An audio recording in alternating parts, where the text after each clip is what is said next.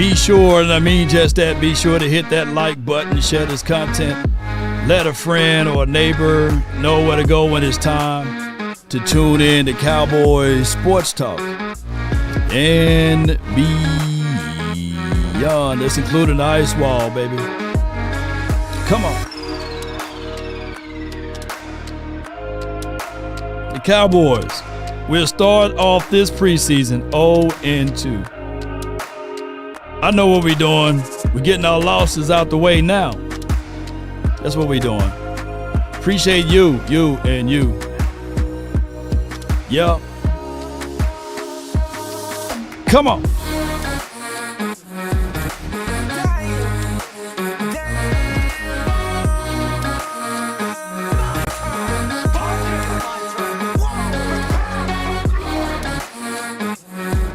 All right.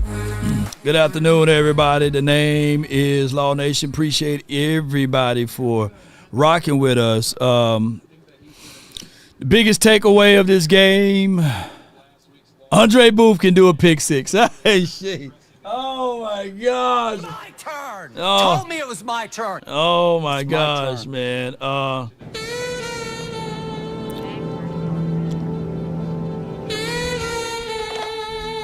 Break out the panic, man. Okay, I got you, baby. The Cowboys start off this preseason 0-2. Now, for those who just now tuning in, I normally don't listen to this fella, but I think that he had a great, and I mean just that, a great understanding of what this team need. And let me see if I can pull this up. Yeah, what would we you would have won?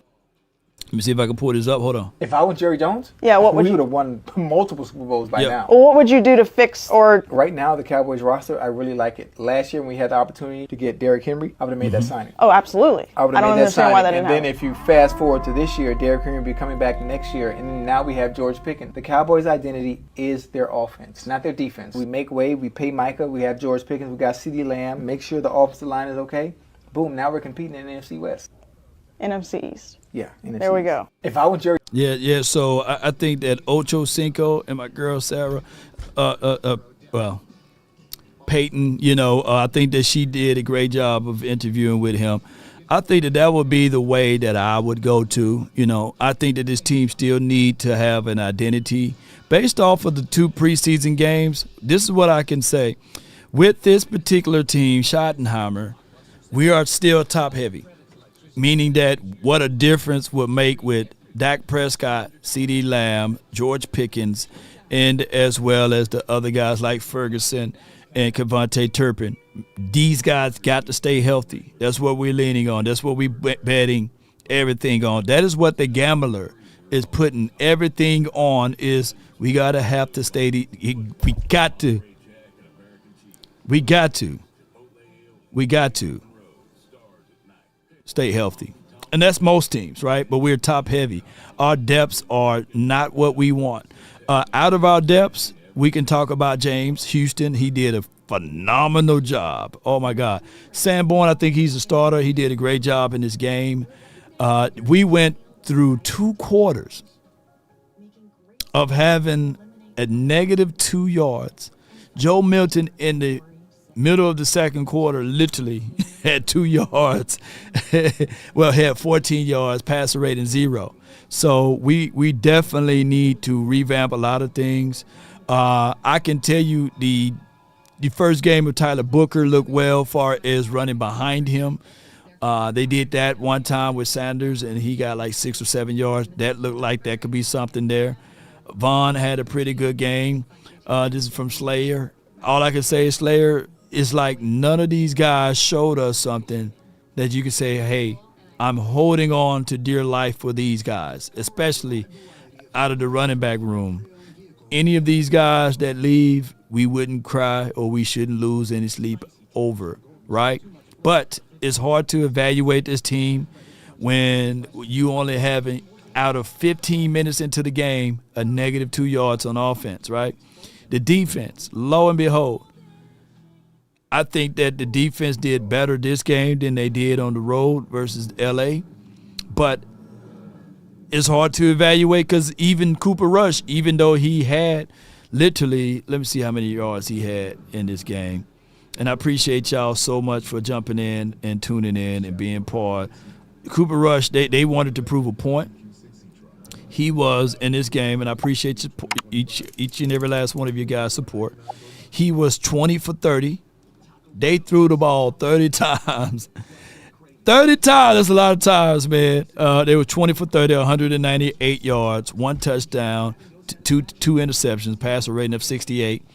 And then Devin Leary, Ron Leary, outside child, had 5. He was 5 for 10, 53 yards, and he looked pedestrian, but he carved us up even out of those 5 passes. They were still able to put 148 yards on the ground. They averaged 3.8 yards per tote. So it's a rough day for the Cowboys when you look at everything. And Anthony Miller as well as Devontae Walker, they scapped us a little bit. So the Cowboys, man, we got a lot of homework to do, and we got a lot of ways to go. A lot to digest from this game. A lot of positives and some negatives. We got some team coverage for you. We got our own Breonna Aldridge at AT&T Stadium, and so is our very own Bill Jones. We'll get to them in a sec. But Anthony, first thoughts right after the game? I mean, I think that the Cowboys definitely improved in some areas from last week, but got a long way to go. Got a lot more things to work on. Fortunately for us, like you mentioned, some big plays on defense. I got that interception for a pick 6, and and there was some explosive plays on offense, but still a lot to look forward to in the next few weeks of them getting better. Definitely want your thoughts on certain things here in just a moment, but let's send it to AT&T Stadium. That's where we find our own Bill Jones and Breonna Aldridge. Bill, we will start with you. How are we feeling after this game? Come on, get the audio together. Well, let me ask Isaiah Standback how he's feeling after this game. As I mentioned in the broadcast, Isaiah coming off back surgery and putting in a little overtime for us. We appreciate it, Isaiah.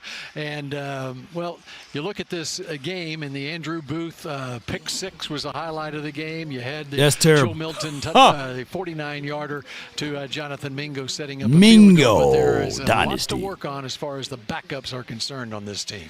Yeah, that's an area that you definitely are concerned about. You were concerned about it coming into this game following the Rams showing as well. But when you face a team that is consistently in the running to be in the Super Bowl, you have a great understanding as to where you stand, as your personnel stands, as your not even necessarily your schemes, because you're not showing a lot. But when the Cowboys stepped up on the field today against the Baltimore Ravens, there was a substantial size difference. And that size difference showed up in a major way in the trenches. Matter. And that's where the Baltimore Ravens dominated. And even though, like the Cowboys, the Ravens are sitting 22, 23 starters, that's the way their team is built. They are built to run the football. They are built to stop the run as well. And it was evident in this game as they had 40 minutes and 11 seconds time of possession. You have to be able to make plays on offense in order to offset the scheme that the Ravens employ. Yeah, you have to find a way to run the ball. Any team that can run the ball or control the ball for 40 minutes, we talk about 2/3 of the game is in their possession.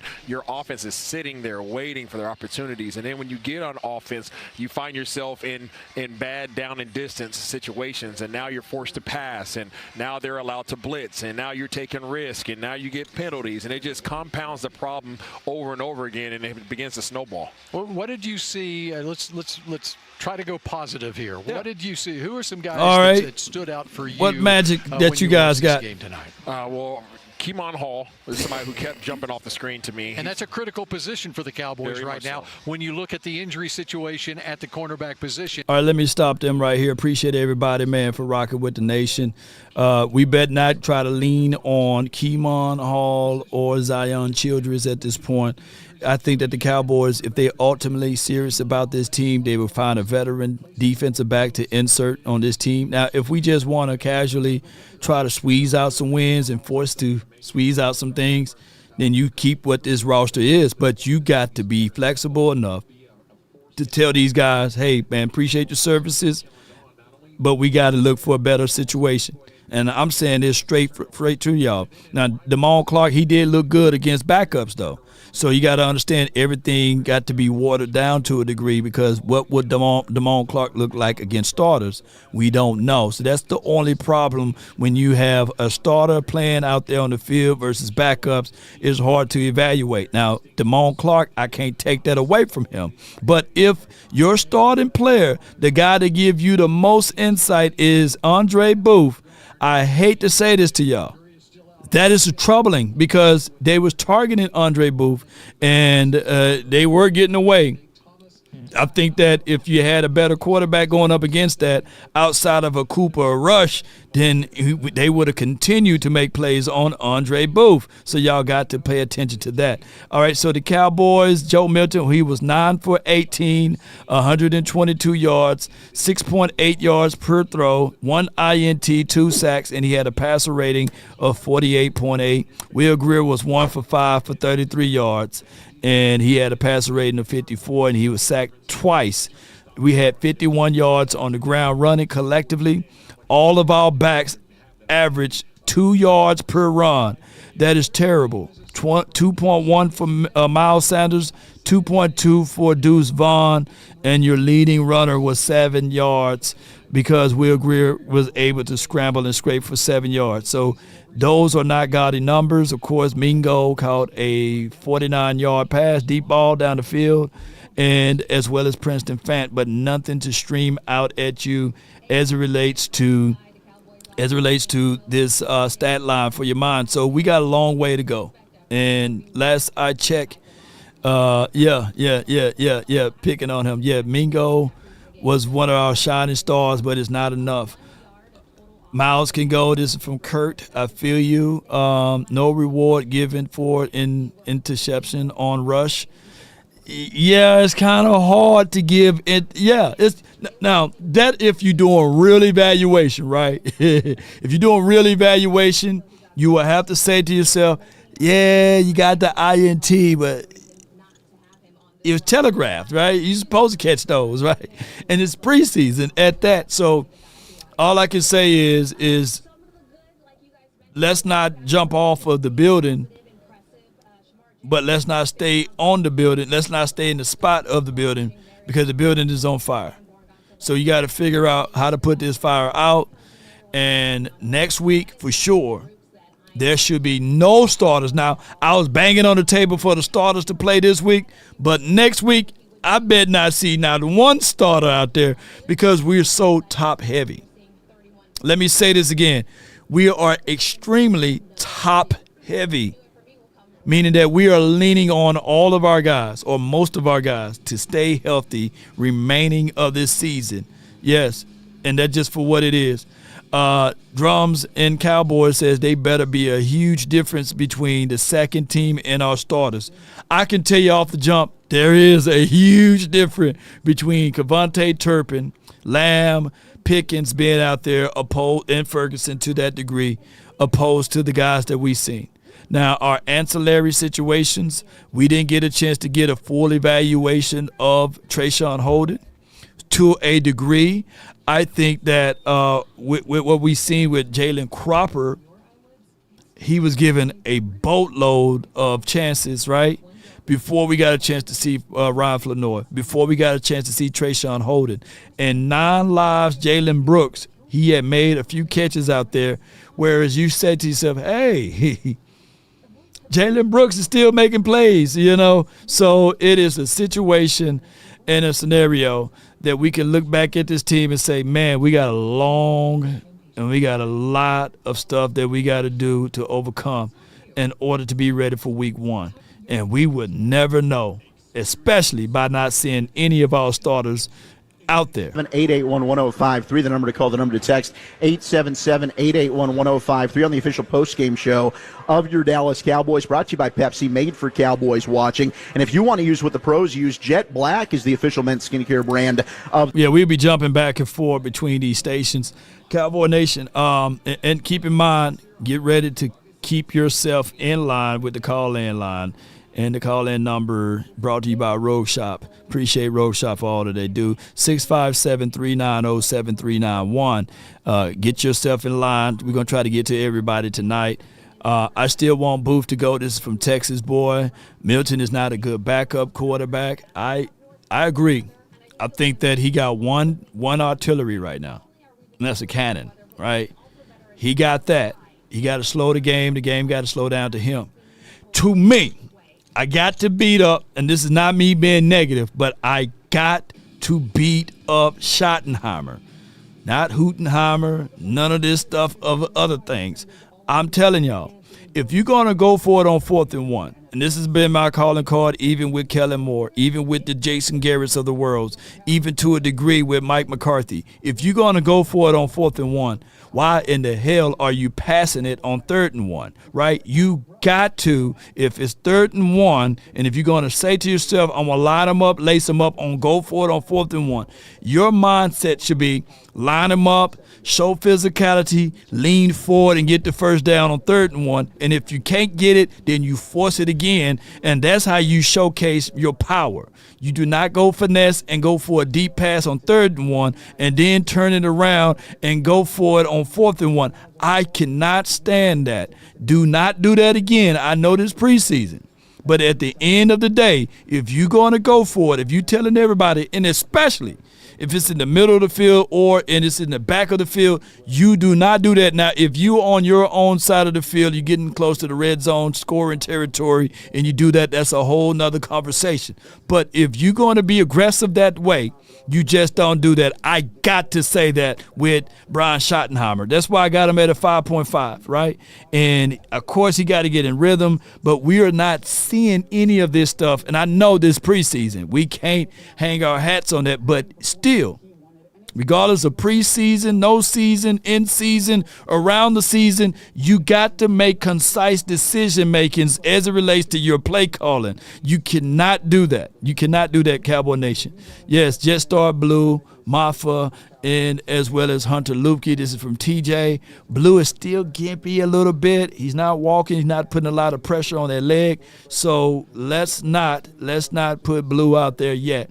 And we still haven't seen Javonte Williams, so we got to figure that part out as well. Cowboy Nation, appreciate y'all for talking in the chat. Appreciate y'all. Now in Jacksonville, and Zion Childress got some run with the ones. He had the slot blitz that I think ended up forcing the interception return for a touchdown by Andrew Booth. You see him just being tough, sticking his nose in it in the run game. I mean, that's the type of play temperament that you need if you're going to kick inside. That's why I love Deron Bland and his style of play. But if Bland wants to stay outside, don't ever do that. You have week 1 to play. Yeah. To me, Zion Childress is probably the guy I'm going to give the first nod to. Well, and Childress was able. Okay, he talking about Zion. I thought he was talking about sticking his nose in there for Anthony Booth. Oh, no, not Anthony Booth. Andre Booth. Oh, my God. Come on. No, don't do that. Don't do that. Side guy. So the competition for him is going to be, can he win the job over Hall, or are they going to have to find somewhere else? Now I don't think it's about kicking Bland inside.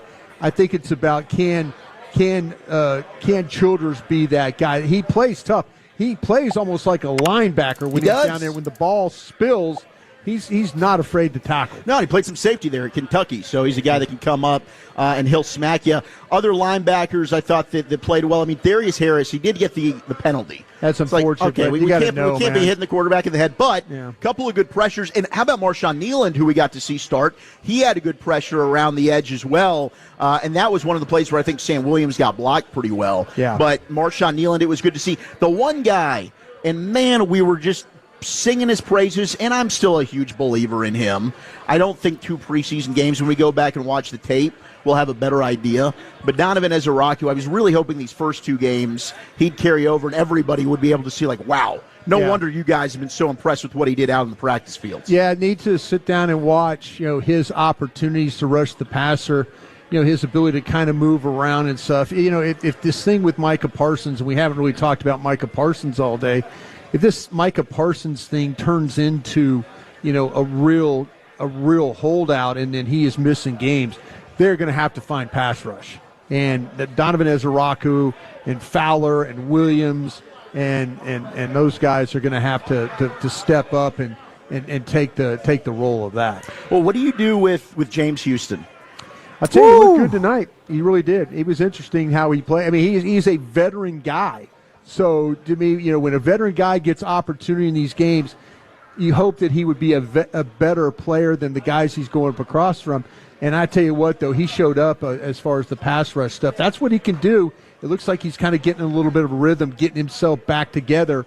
I agree with Paul, man. Yes, Donovan haven't showed us anything yet in preseason. No major flashes or splashes with him. It seems as if, though, he's solid. I'm not going to beat him up. I got to take a look at the all-22 and dive into some more tape with him. But who did flash was 53, right? And he is James Houston. I'm not saying it because he went to my alum, Jackson State University, but Jackson State University. But he did shine for us a few plays out there. And he got close to the quarterback, but no cigar on a few plays. And I would say that he gave us a little bit what I thought that I was going to get out of Donovan Ezaraku. But we shall soon see, Cowboy Nation, of what they're going to do. Of course, Donovan is on his team as a rotational situation. I think Marshawn Nealon is still ahead of him. I think Dante Fowler is still ahead of him. And I think that the Cowboys should stop playing around with their food and go ahead and sign Micah Parsons before this final preseason game. You do not want to take that negative ball of energy into the real season. Keep in mind, this team don't have any elixir. They don't have anybody to hype them up a little bit to get things moving on defense. That dude, Micah Parsons, was that guy, especially to lift up this team. And let's go, man! Let's go! Yeah, so the Cowboys literally need to figure out a way to bring that type of energy to the table. We haven't seen that yet. But with smooth skin and Cowboy confidence. Smooth skin and Cowboys confidence. Yes, indeed. Shameless plug. Indeed, baby. Milton's has potential. This is from 2 Trill. Potentials maybe year 5, year 4, year 5. This is going to be a long situation. He get happy feet when pressure's in his face. He gets too nervous when it's a situation when they know that it's an obvious passing situation, like 3rd and 13, 3rd and 15, he's not ready yet. He got the arm. He can make the throw as far as down the field. But my thing is, can he put a little bit better touch on it, right? It's going to be a developing situation. This is not a guy that you can say, if your starting quarterback goes down week 5 or something like that, you throw Milton out there. No, it's going to be a situation that the Cowboys look into the mirror and bring in a quarterback that can be qualified to make sure that they can keep things afloat. What also proved to us is how inept we were for keeping Cooper Rush for all of those years, because Cooper Rush, even in this game, looked like a preseason quarterback, which didn't look like a guy that can start for a team that most people alluded to when they were saying that Cooper Rush was better than Dak. The Rams, I think came out with a little bit of a different mindset in terms of trying to run the ball. They got him. They fooled him a little bit on the safety on the 3rd down there. We're trying to get the ball out of his hand fast, and they showed down one side, Calvin, and brought the blitz from the other side, and it just spooked him. And he's got to try to throw that ball away. His feet were kind of talking to him, but feet. It wasn't just Joe. I mean, we got to be able to run the ball better. We got to take care of the football. He throws the ball with a lot of tempo. I thought Hunter had a ball. He could have made a catch on the over. And again, you hit a couple of those things and it gets you going. Sometimes, you need somebody to help you make a play. And I don't think we did a great job of that. I just told the guys, I said, hey, the bottom line is this, we're not going to say that that's just a preseason game. We're not just going to say, oh, we'll be fine. We're going to look at it, because the fact that, we really lost both halves, that is something that we have to get corrected. There's too many good football players, too many good coaches for us to perform the way that we did tonight. So we'll look at the film. We'll find out the things that we did well. There'll certainly be a ton of corrections that we have to make, and we'll dive in first thing in the morning. Before we broke camp, you said, I don't have a backup. After seeing Joe for 2 weeks, and you got one left, do you still feel that way? Or? Yeah, again, I feel like I don't have to decide anything today. We going to keep letting these guys practice. I just told the guys, get ready, because, the couple practices this week are going to be really physical, and we have to. But it's like all these position battles. We don't have to decide anything now. I think, like with the receivers, we were trying to get a good look at a couple of those guys that were fighting for those spots, and I thought a couple guys stepped up and did a nice job. I thought, Florino had a couple nice catches. Mingo made a great catch down the bottom. And, I felt like we kind of shot ourselves in the foot with penalties when we would get some momentum, and so we got to be clean. Clarence Hill, DLS Cowboys. You got off to a slow start again, and that's something you're not doing as well. It's not just not having plays, but you're not getting first downs, which contributes to that. And why are you not concerned with the backup quarterback, Joe Milton's play, whatever, when opposite side of the field you got a guy, Cooper Rush, who's won games here, and it shows you what you want. Get him, Clarence. Clarence on holdback, man. Yeah, I think we have to believe that. I think we do believe that. I think, again, when you put a game plan together for these guys, and whether you're playing with Joe or you're playing with Will, you're going to have a plan of how you want to play. Hey, look, Cooper Rush has played in this league for a long time.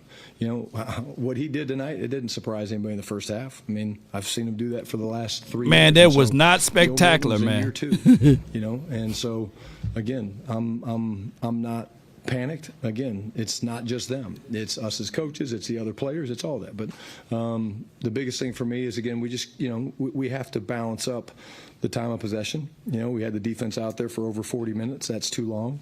Well, why is that? Well, we weren't very good on third down, and we got to be better on third down. And they had a couple of wrinkles in the blitz game that we need to handle a little bit better. But for the most part, it's just really us executing, or tonight not executing. When you said that he should have thrown the ball, you were talking about the interception, or you were talking about the sack safety?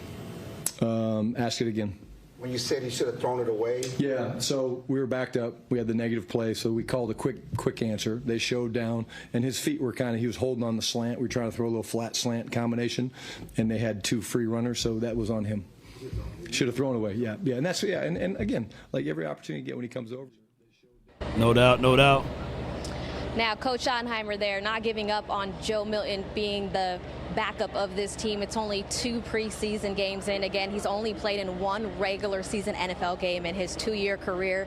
He did only complete half of the attempted passes he made tonight, but let's hear from the QB himself on his thoughts. Let's go with it. Last week, I know it's just a few minutes after. What's the grade this week? Is that right? No, you go. For sure. If it wasn't for the interception, I feel like it would have been a smooth C+. But right now, I still feel like I give myself a D, just because I got to clean my eyes up and just understand that if a boundary safety do roll down on that side, just expect something over top if it ain't cover 0. What are the biggest things you're looking for as far as your growth when you look back at the tape? How smoothly did I play, and how calm was my feet this time around, instead of being on the first play of the Rams game and my feet was all over the place, just how smooth was my feet and how clean was my eyes. That's kind of what happened with that sequence that led to the safety play where you looking at. All right, so the audio is a little muddy on that one. All I can say is that these guys, his feet wasn't good. His feet was better week 1. Someone's got to be the backup quarterback in Philadelphia. Yeah. Right. Do you want Joe Milton running your team right now? Man, I'll tell you what. Today, I kind of felt like that. I wanted to see the wide receivers, and I was thinking, we'll just put the guys back in there to see what we got and stuff like that, and Will Grier. See what we got in Will Grier.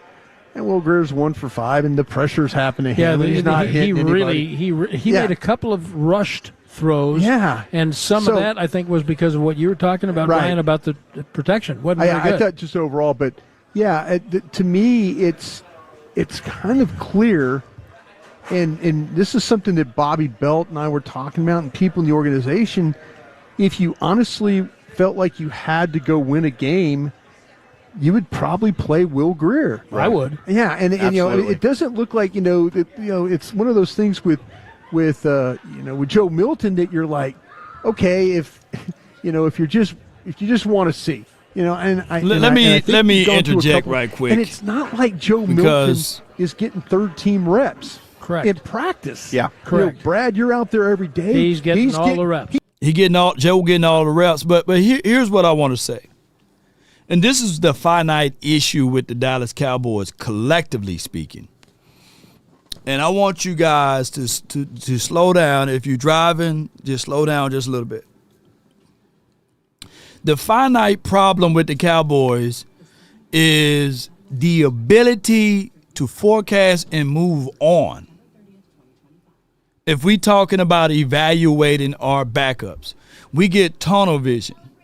Like, we should be able to, Will McClay, whoever's watching all of these tapes of the 31 other teams, we should be able to evaluate other teams' quarterbacks that's doing an unbelievable job, like going through their progressions, going through their reads, and picking up the damn phone and calling them and saying, we finna pick up that quarterback. We sit here and we shelve Cooper Rush for like 7 to 8 years, right? Cooper Rush been in the league for like 7 to 8 years, right? And we held on to him. And we didn't go out there and grab another quarterback, right? For example, I don't want us to do the same thing with Will Grier or as well as with Joe Milton. I think that we should be looking at this quarterback room as, if that goes down, we should be able to pick up a phone, call a veteran quarterback in the building, or to continue to always keep your head on the swivel. We shouldn't be going down this cycling of, hey, Will Grier give us the best chance so we start Will. No, we should be on the phone and be looking at other quarterbacks, because there's got to be somebody else with a surplus of quarterbacks that perform better than Will Grier tonight and also perform better than Joe Milton or perform better than what we already had. So those are the situations that we should have been doing, and this is not just germane to the quarterback spot, but this should also be to the running back spot. This should also be to the linebacker spot. This should also be to the cornerback spot, that there are other guys. We shouldn't be looking at this Andre Booth situation and saying, hey, because he caught this pick six, let's insert him on this team and we okay with Andre Booth. No. Let's not do that now. And we shouldn't be talking about in between Keemon, Hall, and Childress as our only option. We should be looking at this thing that there's 31 other teams out there with 31 options at slot cornerback, not just them two. But what we do is we kind of horn into the guys that's only here. No, there's 31 other teams out there. Brooks was going to play. He did. He made a play. Mingo hurt his knee. Now I don't know what that does to him in the mix. But you know, I'm not sure if Trayshawn Holden got into the game. I did see at the him very end, but I don't think he had a target. You know, I think that's one, and we talked about it on the pregame show, Brian. Those are the conversations you're going to have about, can we get this guy through waivers? Sure. Because if you're going to keep 5 or 6, so you know Flanoy does some good things. He still needs to play more, but he's got some stuff. Mingo, let's see what his health is, and now you got Brooks, and then you throw Holden into it. So, Zach, that is a room that's of interest to me. The running backs are interesting because I can't fathom that Blue is not going to be on the team. Yes. But he hasn't played. Yeah. He has not played. Right. So if you're going to keep Sanders, which I would be unwilling to go into the season with only Williams as a veteran running back. Apologies to Deuce Vaughn. Do you feel that way? Does Hunter Lipke, and I know Hunter Lipke is kind of, I know it's not the running back, but is it make you feel like? Makes me feel I can keep 3 tight ends. He's a Swiss Army. Yeah, that's kind of what I was thinking. He can play fullback, he can play tailback if you have to. He can play tight end. He can do a lot of things. Great special teams player. Yeah. Want him on the team. We'll get him some snaps. But Maffa, I don't know that you get Maffa through waivers. I don't know. See, this is where you kind of feel like that you need to look at the situation, and it could be Williams, Maffa, Blue, or that combination, and then with Hunter Lipke being the guy, and maybe no one claims Sanders, and he's a practice squad guy. And then you bring it back. But the other one is, in the short time we have left, that cornerback's a mess.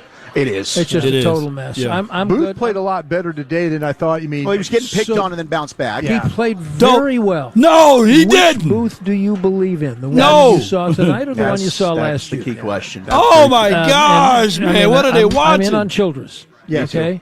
Oh, I can't do it no more, man. Ain't no way. That's Cooper Rush throwing the ball. That's over Devontae Walker. Booth will get ate up out there, man. Look, nobody knew.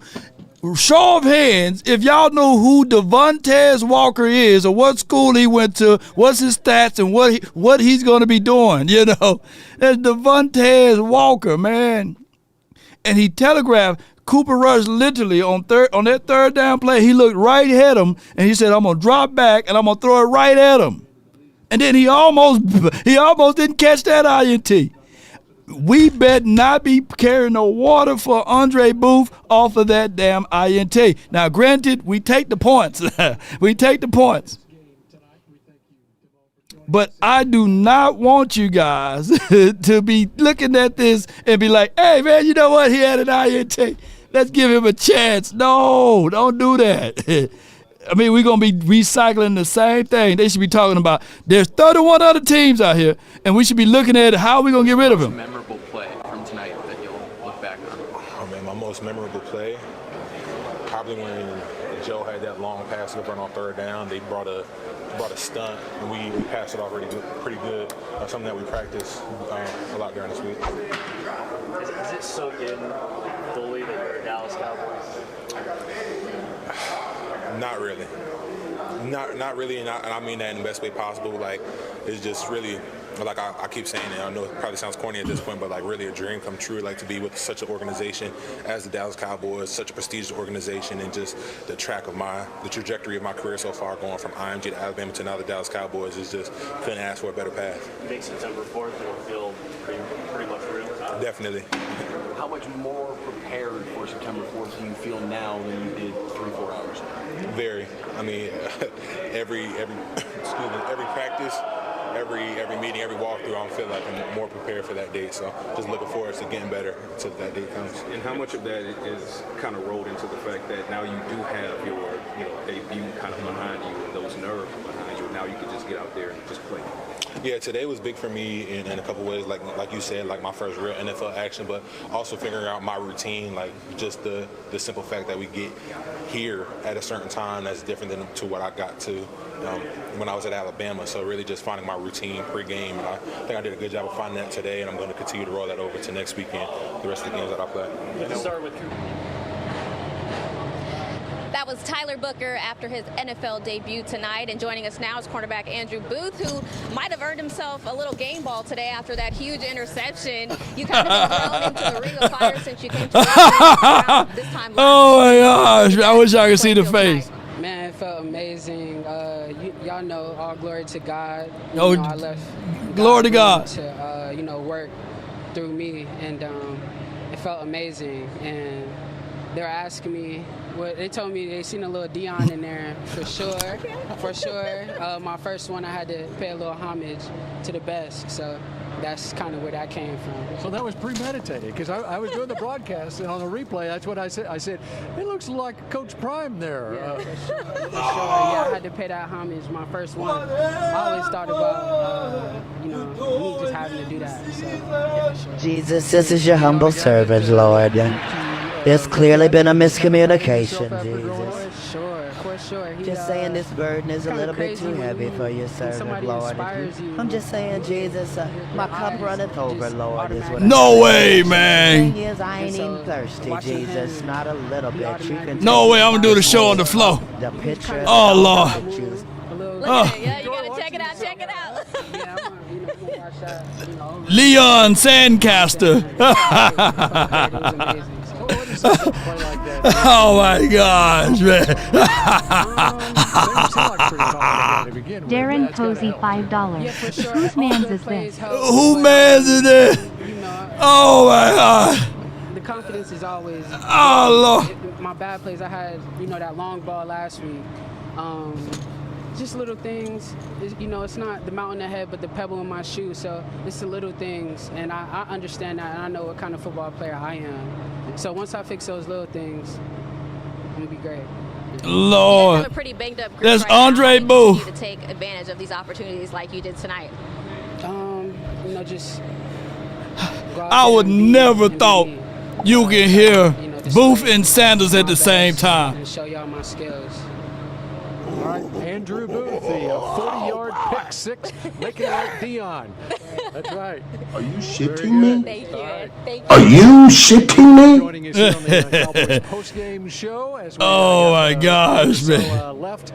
Oh, my God. I'm done for the night, man. That took me faith of a kidney stone. Oh, my gosh, man. Booth people going to be coming after me. They said Booth and Sanders, Deion Sanders. Look, Deion's still alive. May he continue. But, man, his toes are rolling around in their grave right now, the ones that they had to cut off, because ain't no way. Ain't no way. Primetime Booth. Oh, my gosh.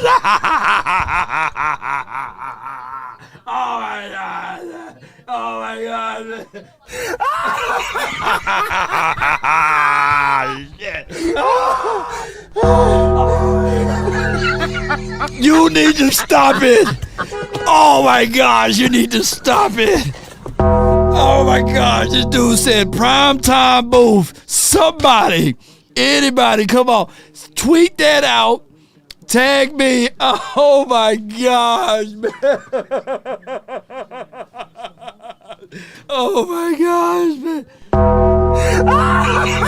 In the words of prime time. Give me my thing, you.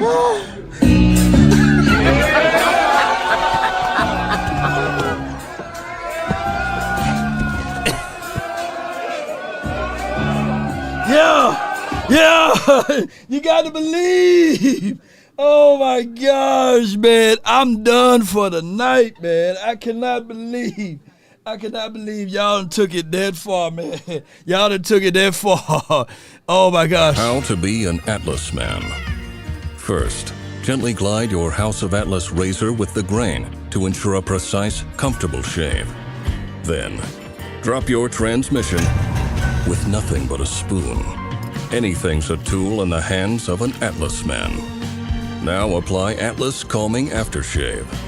Welcome to the top. Welcome to Atlas. Be the smoothest guy in the room. Durable blades for long-lasting smoothness. Precision trim edges for detail and also cutting those sideburns. With a stabilized stainless steel for a smoother shave. Dermatologist tested, comfortable, smooth glide. This will be your number one blade in the world. And all you have to do is remember House of Atlas. Shave with the best. No doubt, Cowboy Nation, no doubt. And speaking of prime time and the words of prime time for your mind, you got to believe, man. You got to believe. When they sent these shades over, you know, you got to believe. So prime time Booth, man, I can't make this stuff up. So I'm going to send Andre Booth. I got to go find some primes on the 19th. And also on the 19th as well as the 20th, I'm going to try to find these. I'm gonna give them. Matter of fact, I'm gonna give him my primes. I'm gonna reach out to Booth and I'm gonna give him my primes, and we're gonna say, Booth, prime time Booth, you got to believe. Thou shalt decree a thing and it shall be established. Jeez, man, I can't make this stuff up, man. He was the player of the day.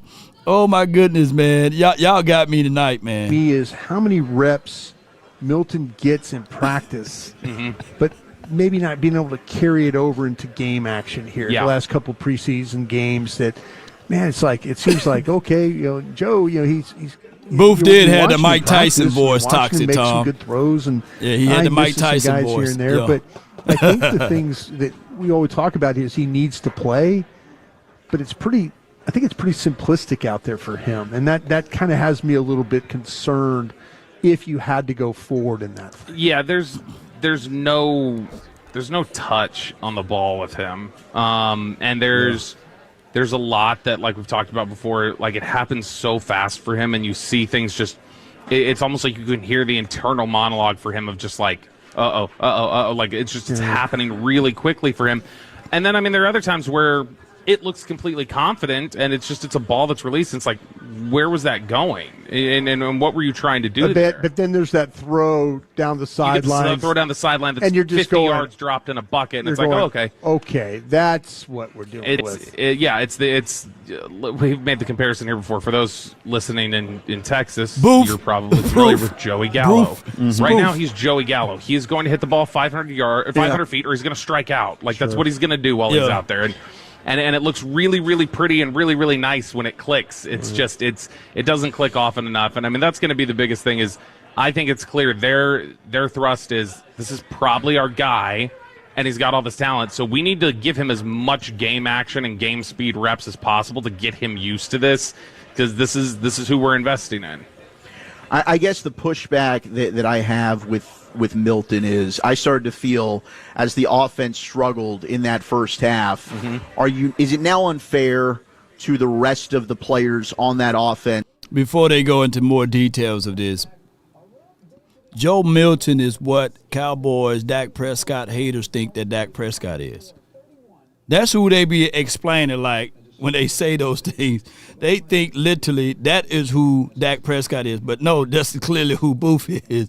And they be explaining those things, and that's just the issue with most of the Cowboys haters or the Dak haters. That's who Booth, that's not who Booth, but that's who Milton is what people think who Dak Prescott is. And that's the craziest thing.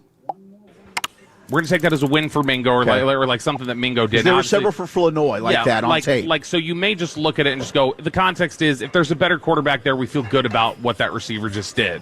But we need Milton to get used to the speed of this game, because that's routinely the thing everybody you talk to. If you go walk in there and ask almost every rookie in there, what's the biggest difference about this game? Almost all of them will say, it's so fast. It's so much faster. Felt like the offensive line, I know we talked about it with Brad a little bit. I didn't feel like they played as good as they played last week. No. Have anything to do with maybe some of the problems on the offense tonight? Yeah, I mean, some of it may just be, maybe the Ravens are just damn good at their backup. I mean, the Ravens might have the best roster in the league. There's that aspect of it. You're also talking about you are working in guys who weren't playing alongside you last week, obviously. I mean, it's just different reps, but it wasn't as good this week. I did think that there were a couple times I watched Booker and I was like, okay, like he got moved a little there, and I think that's just natural. He's a young player, still finding his way a little bit. But there were other times where we're watching and it looked really good for Booker. There were times where we were watching Nate Thomas tonight and I was like, man, that was really good from Nate Thomas. I liked that. Yeah. And so a lot of that's going to just be the growing pains, I'm sure, of young players who are out there. I mean, Nate Thomas hadn't played opposite another team. I think knew Joe it. Hoyt from Dallas Morning News had the note. I baited somebody into that. Somebody, he says, Bullet Storm Game said Dak ain't all of that either. Like Jerry said, if it hasn't happened by now. Look, if anybody trusting any evaluation from Jerry Jones, you need to be hooked up into some type of mental capacity of somebody's board of health, as it relates to where they do psychiatric evaluations. There's no way in life that you can look at Joe Milton's tape and even compare it close or similar to any tape that Dak Prescott ever exhibited and exude. Don't you know that this brother had, going into the second quarter, a -2 yards? You can't put them two in the same building, in the same room, even if the O-line is to be damned. When Dak Prescott started 10 years ago, if you want to use that, or 9 years ago, technically in 2016, that he never looked like that. And I cannot come here to sit here and say to y'all that got so much hatred and vicious envy to say that Dak Prescott and Joe Milton played similar at any point or time of their career. Ain't no way. Now, Joe, he got a strong arm. He do. But the delivery, the touch is extremely off, and it is not close to any quarterback that you can say that can start in the National Football League. It's just not it. That's equivalent to saying that Andre Booth is his real name, not Booth, but we just call him Booth. He's not close to, let's say, right now, Andre makes Mo Claiborne looks like Deion Primetime Sanders, man. Andre makes Anthony Brown look like doggone Revis Island right now. Hey, look, we can go on and on, but it is for what it is, Cowboy Nation. I can't make this stuff up, man. You can't hate somebody that much, especially comparing those things together. It's crazy. The glaring blinking light position where they're going to have to go get somebody on the outside from this current roster before they take the field against the Eagles. If they want to win games, yeah. Like, I mean, their corner group right now is not good enough. Assuming Diggs gets back healthy and Diggs is Diggs. And Elam, Bland, and then now play Childress inside. Because today I learned something that I didn't know. Brad Sham interviewing Shoddy, he says they view Childress as an inside weapon or inside piece. Mm-hmm. So that tells me they're going to keep Bland on the outside and try and focus on either Hall or Childers playing the slot. Yeah. I still think they need to maybe go get somebody. I think they do need. All right, man, let me just cut the chase, man. Bland is so nice, he would never say it because he's the down-to-earth guy. But let's be real. Bland do not want to move inside. He's been playing for the last 2 to 3 years on the outside. He is an outside corner, which when we thought that he can play inside, which he can, even in college he played on the outside at Fresno, but he is a guy that wants to play on the outside, but he is a team guy that's not going to complain. He don't mind if they put him at safety, kickoff return, punt return. He's a nice guy. But I got sources close to the Blands, right, that says that he wants to play on the outside, and he will continue to fight to play on the outside. And what we can't do is sit here and say that we're going to go into week 1 versus the Philadelphia Eagles with Elam on the outside, who looked okay today too, by the way. He didn't look like he was a world beater out there, by the way. We can't sit here and say, okay, what we're going to do is roll into Philly, and we're going to have Kyer Elam on the outside, move Bland inside the slot, and have Booth on the outside because he's our only other outside corner. And we can't sit here and say, even with Stephon Gilmore, if the Cowboys don't sign him by tonight and we just roll the brother up out of the bed who haven't played not a shred or a single down yet, and say, okay, week 1, we want you to go run out there with Smitty and AJ, that would be career suicide for him. So it is for what it is.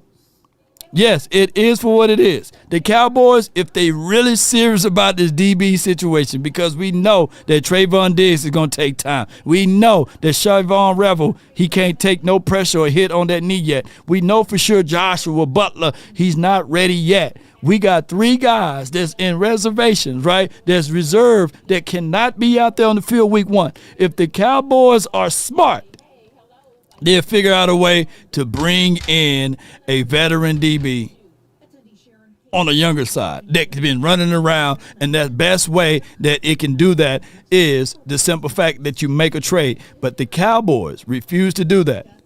They refuse to do that, and that's been the number one problem. Look, I don't knock the Cowboys on finding talent. I just knock the Cowboys on how slow it takes for these boys to move. They got an unbelievable scouting department, but they move slow. They don't make the necessary movement quick enough. And that's been our finite problem. So if they won't give more, they got to get them now. Stop fighting over money and these sorts of things. Sign your players that need to be signed. Stop moving around slow and get things going. Number does that. Cools up to 8 times faster and lets you... They on commercial break. So y'all get what I'm saying, Cowboy Nation. This is not a situation and scenario that we can just sit on our hands. I got the 334. You in the building. Talk to me. Yeah, well, turn right. Where you driving to, bro? Man, I'm just trying to take my mind off, you know what I'm saying, the Cowboys right now, Law, but I can't. I know. So I'm just meditating, and I just hope that, you know, I'm just praying for real, Law. I'm just praying. Yeah. And I just hope that things have changed, Law. Just hope things have changed, man. Because, man, it just seems like Jerry got his hands around the Cowboys, and it seems like, you know, that's it. That's it, Law.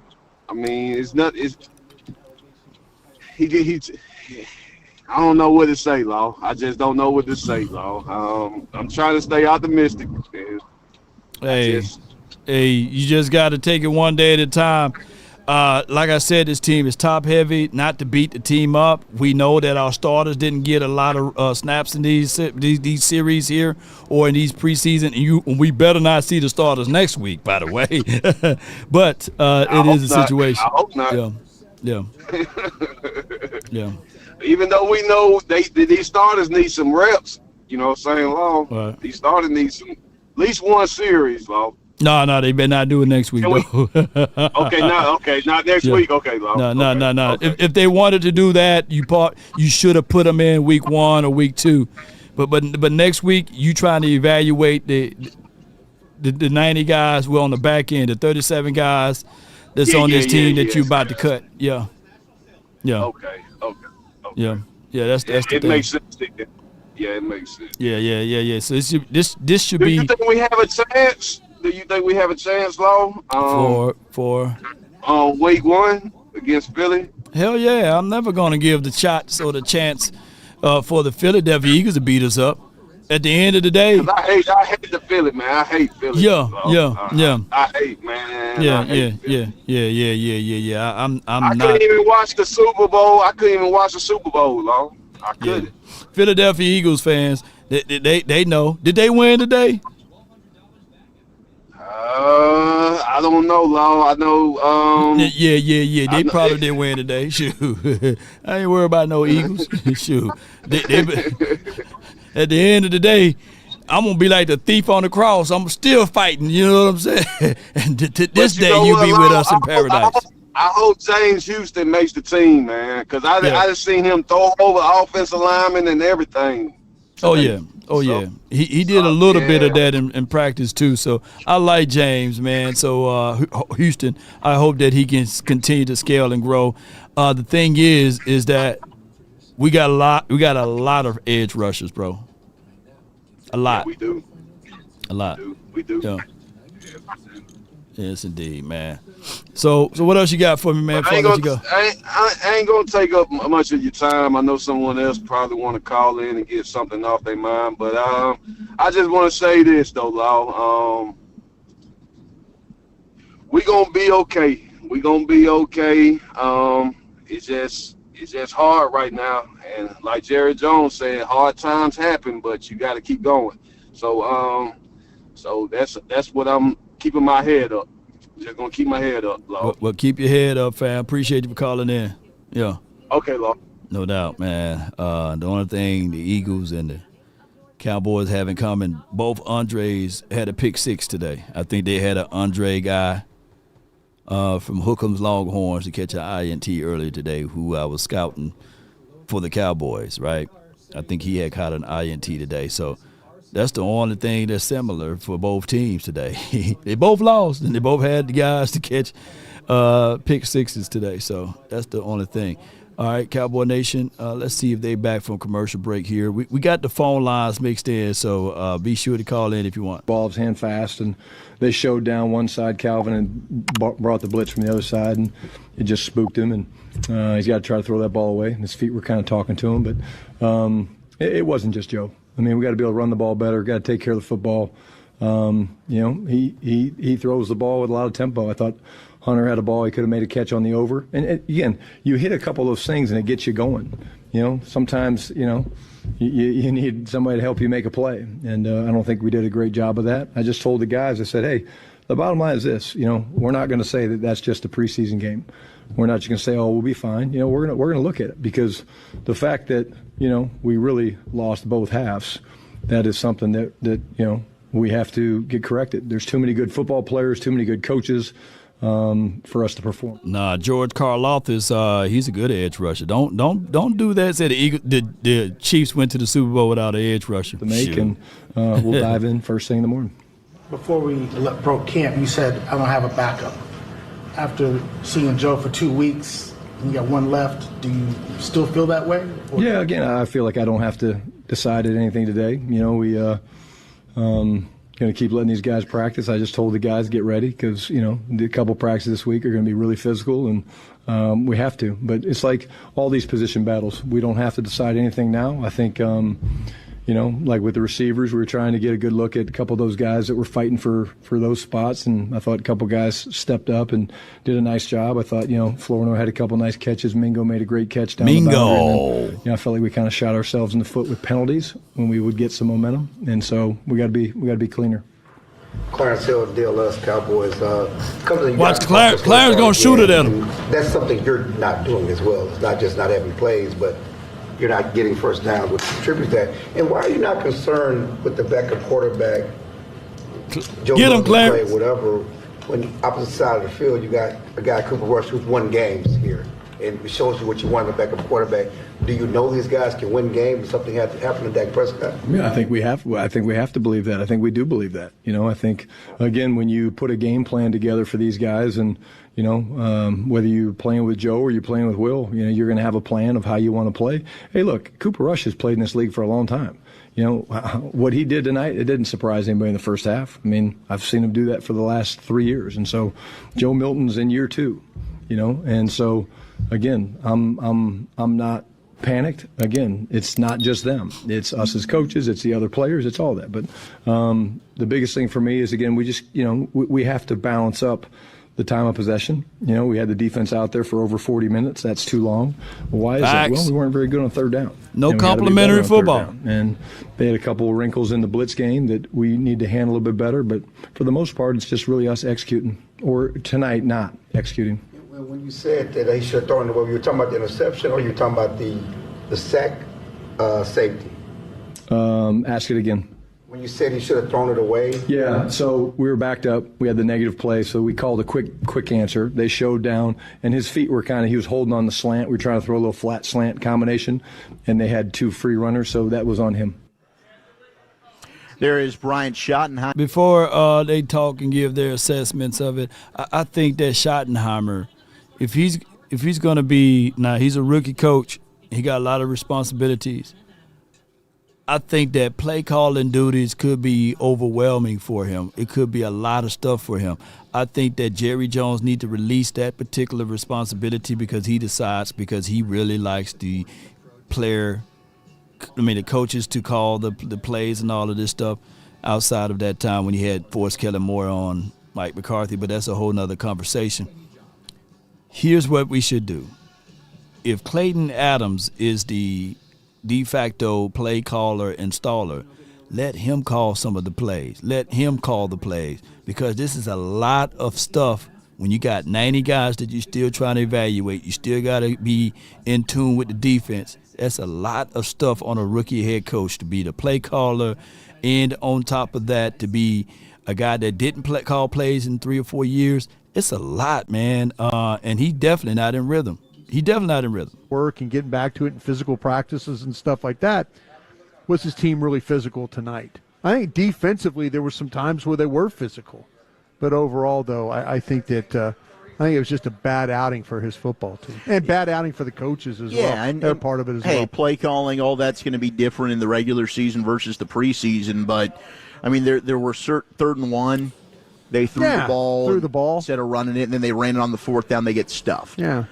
Maybe line up and that's play call. That's a good chance. It happened to him last That's what I just said. Play call. Build the physicality, to build the run game. Line up and smash somebody in the mouth it's there. 4th and 1 and you don't run it behind Booker. There's things like that you kind of wonder. If you want to get confidence in, you run that ball forward and you run it behind Booker and it's a first down and you're now Booker, the rookie's like, yeah, okay, they're gonna count on me to get this done. And there's ways that he can help his football team. But, his football team is also – I thought there were some defensive guys. Their defense has been under attack the last couple of weeks. And at times, the defense has shown some resiliency to bounce back. I can't say that about the offense in a lot of ways, No. I really can't. I mean, the first quarter was – I don't think they had their first down. I think they got worse.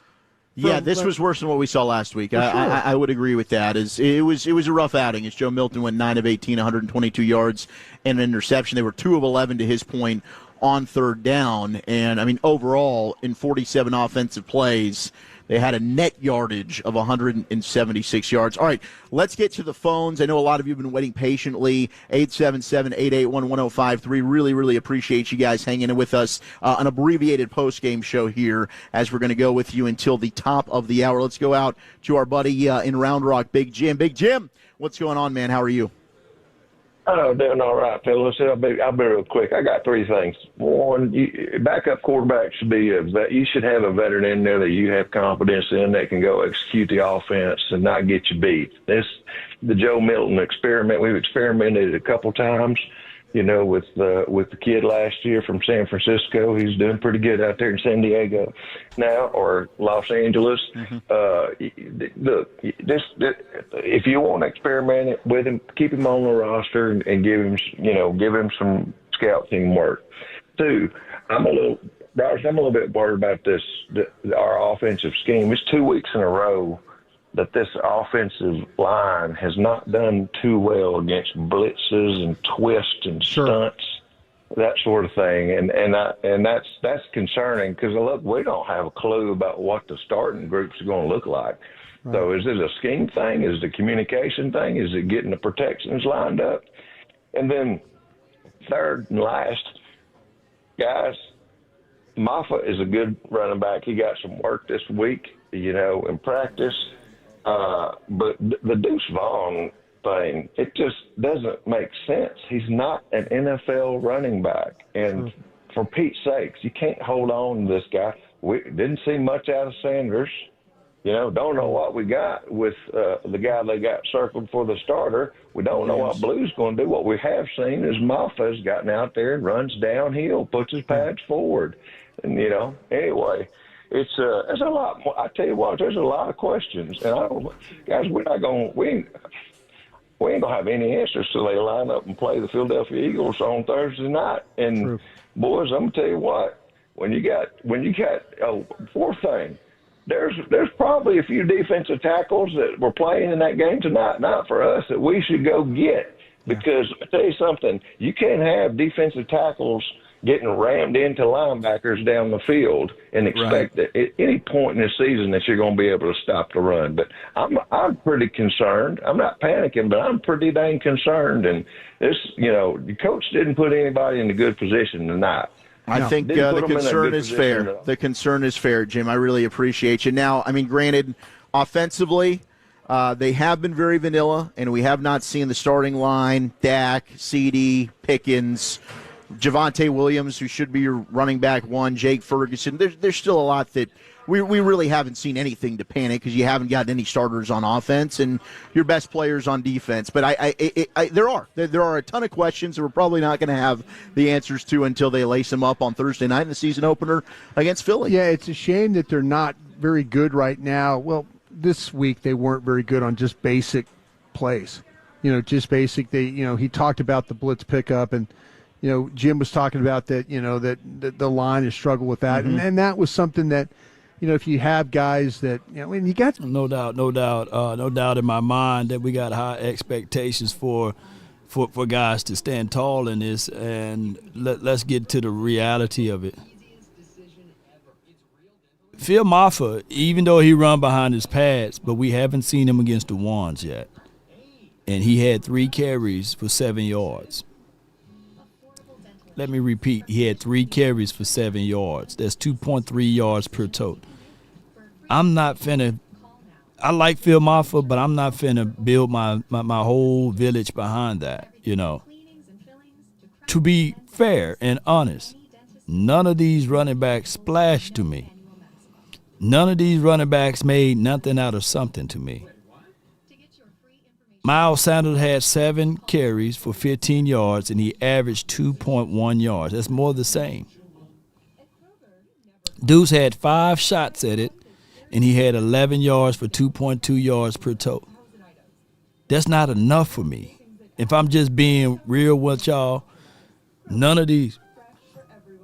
None. Like the only thing, Malik Davis, 1 carry for 5 yards, 5 yards, Not enough volume in that, We can talk about Joe Milton and his inability to throw and all of this stuff, but none of this made any sense. We didn't have a clear identity on what we tried to do against the opposition. And every last one of these running backs averaged 2 yards. I want you guys to go outside and measure 2 yards and let me know from a professional aspect that if that's something that you can carry home to and say, okay, that's professionals there. 2 yards. I literally want y'all, just a homework assignment. I want y'all to measure 2 yards. 2 yards. Now, it'd be one thing if one person only averaged 2 yards, but every single one of your running backs averaged 2 yards per toe. 2 yards. It is not me hitting the panic button, but I said Ray J had one wish, but damn it, I have 2 wishes. Can we run the ball, and can we stop the run? And to this day, I don't have a boatload of confidence that we can run the ball and we can stop the run. You should be able to scheme me at least 4 or 5 yards. You should be able to scheme me at least 4 to 5 yards.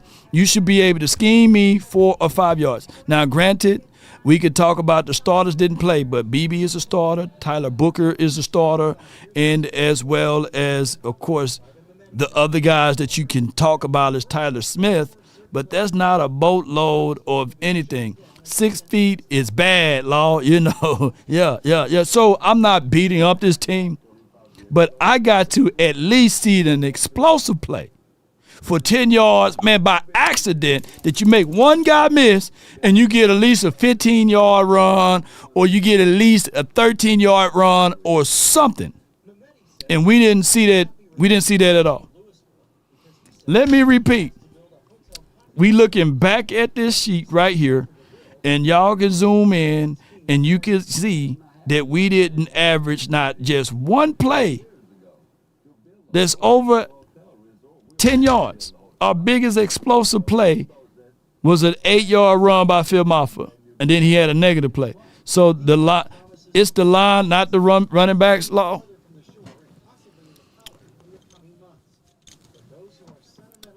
Or the coaching staff couldn't sit back and say, you know what, Joe, you throwing the ball to the man on the moon.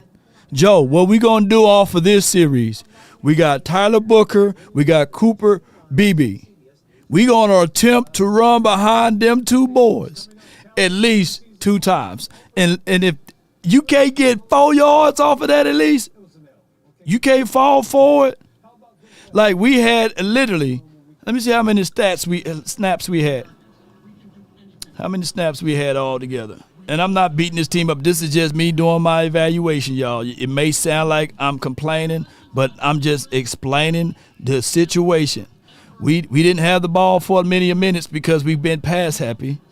We had 7 out of 4 quarters, we had only 7 first downs to their 26. Rushing first downs, they had 14, we had 5. Okay? Total plays, they had 79, we had 47. Total yards, they had 400 or 399, we had 176. Total drive, we both had 12 drive. Total yards per play, 5.1 to our 3.7. Passing yards, I get that. If you are inefficient in passing yards, I get all of that. You had Joe out there, 251 to our 125. That is not winning. You get what I'm saying? From a mindset point of view. 148 to our 51. Rushing attempts, 39 to their 20 to our 20. 3.8 to our 2.6. Red zone attempts, 2.4, 2 to 4. We was 0-2, right? So turnover, we both had 2. Time of possession, they had the ball for 40 minutes. What sustained drives? Running the ball. We had only 19 minutes with the ball in our hand, and we've been 2 pass happy is what I'm getting at, And this is me, and I hope y'all don't take this as me being negative. This is just how football has been taught. Ball touchdown immediately. That was our defensive stand of the game, brought to you by WinStar, as the casino of the Dallas Cowboys. WinStar delivers thrills worthy of America's team with over 10,000 of your favorite electronic games, the two-story WinStar Spa and Cascades, their luxury pool complex. WinStar is a world of wow. Please game responsibly, as the North Texas Mean Green. Baby, let's go. Kimon Hall with that interception. Unfortunately, with a minute 20, or minute 40, I should say, left in the half, Cowboys got the football, had some good field position, but Joe Milton just threw it directly back to the other team on the ensuing play. But that was the second interception thrown by Cooper Rush, former Cowboy, making his return to AT&T Stadium now with the Baltimore Ravens. Yeah, that's just unfortunate. Dallas, nice job getting the ball, defensively, get the ball right there at midfield. You're thinking, okay, if anything, you get the ball to start the second half. Maybe you could drive it. Maybe you get a touchdown. Maybe you kick a field goal, that kind of the way the offense was going. And you get points out of that. And kind of give the defense a little bit of a break there. But immediately they have to go back out on the field. And then they subsequently give up a, field goal of their own right before half. So, you don't know, is that a a 10-point swing? Is that a 6-point swing? But it just was unfortunate. Offense, and Schottenheimer even mentioned it, they had no rhythm. No. And you kind of feel like that if you're going to play basic, that you could find a way to get rhythm. I'm not saying you have to be creative and game plan and all that for these preseason games. The one advantage he has, if there was a Philadelphia Eagles scout sitting up in the press box watching him, he got nothing out of that. They got nothing out of that. So the things that, and maybe the last couple of weeks he really hasn't gotten, the Philadelphia Eagles scout hasn't gotten anything, but they've got to, if you're going to be basic, just, okay, find a list of plays that you can call that gets your offense going where you're just not bogging down. The last 2 weeks have just been awful in the first half with this offense, just being basic. Yeah, it's not good, and I understand you don't want to throw it all on one player. Yeah, I do think. I don't think it's all Joe Milton's fault. I think the majority of it is I think on Joe Milton. Yeah, it is. He was very poor tonight. There's no question about that. But Mike Jones $9.99. Shotty is selling snake oil. We competing on the ping pong table but look like trash in 2 preseason games. Jason Garrett all over again. Yeah. Let's see. Boy, you're right on the money with that. And with that being said, I don't think that Mike Shotty is selling snake oil. I think that he's pretty much fighting with one hand behind his back. And we know that. Jerry Jones came out and said he want to do things for splashes and things for this and that. I just need for him to have a little bit punch back, right, if possible, and say, man, F that 90-day probation thing you got me on. I've been here for 3 years. I know what I need to do in order to get things going. But the only way we can check this out, ladies and gentlemen, is time, and we'll see. But the true evaluation of this team, believe it or not, based off of how Jerry Jones got this thing all set up, is that we got to wait until September the 4th. That's the reality of it. And this man got to continue to swing with one hand behind his back. You've been waiting patiently. Let's go out to Gary in New Mexico. Gary, what's going on, man? Hey, guys, you do not want to peak in August. So let's not give up on them yet, man. There's a lot of football, a lot of room to grow out there. Brian said something that concerned me on Joe Milton, and that's the fact that he's getting so many reps in practice as well. He does. Now, doesn't that affect, if Will Greer is going to be your backup, and he should be your backup going into the season, and he's not even getting any reps in practice, is he going to be ready if that goes down? That's a concern. They might be thinking Joe Milton's their backup. That's why he's getting all the work. Yeah, I think you're right. But I got a question, and I'll let y'all go. Do you think it's more likely that the Cowboys sign a cornerback off of another team off of waivers, or do they try to make a trade for another cornerback? And I'll hang up and listen. Thank you, Gary. I'd be looking to make a trade. Yeah, that's the only way. If you feel good about some of your wide receivers, and this is why, and I'm not trying to just hey, it's no shots on Jalen Tolbert here. Sure. Jalen Tolbert has an NFL pedigree. He's got a resume that you can and tape and film, and has stepped up. He's got a tradable commodity. Right. Like, he's got some value in the NFL. It's not like a guy like Ryan Flanoy that's trying to make a name for himself. Right. You could call the Pittsburgh Steelers, just throwing a team out there, and say, hey, remember that guy that beat you last year with the game-winning touchdown? Do you have a surplus of corners? Yeah. Can we ask you for Beanie Bishop? Yeah, give us whoever it is. Give us Jalen Ramsey. Swap Jalen Tolbert for a corner. Jalen for Jalen. And maybe they're looking at Jalen Tolbert, and they're like, hey, he's not a guy we want to move. We know what Jalen Tolbert is. We feel great about him. I'd argue and say, like, well, tell me what Jalen Tolbert does that any of these other wide receivers also couldn't do. And if they can't do it right now, they're younger, and they're under team control. Tolbert's going to be a free agent. Sure. So if I'm just like team building and projecting ahead, that's a guy I'd look to maybe move if I feel good about Holden or Brooks or Flynn, any of these guys that are battling to make the roster right now. Yeah, I think you got to. There's three options. It's either going to be one of the. They might be their number one option might be, and Shotty said this in the pregame show with Brad Sham. He said there's help on the way, and I think what he's trying to tell you is. Help on the way. Help is on the way. Carson Help is on the way. He's trying to tell you no. There's going to be guys. Maybe they don't address it. Maybe they don't. They say, listen, we're going to ride with who we have, which might be an absolute mistake. Forgot all about Kalen Carson. They also, there's the option of letting it ride with who you have. There's the option of I forgot all about Kalen Carson, like you say, y'all. to trade for somebody. That's a possibility. Or they could just see what happens in the final cuts. Yeah, and maybe there's a guy that they look. Then here's the truth.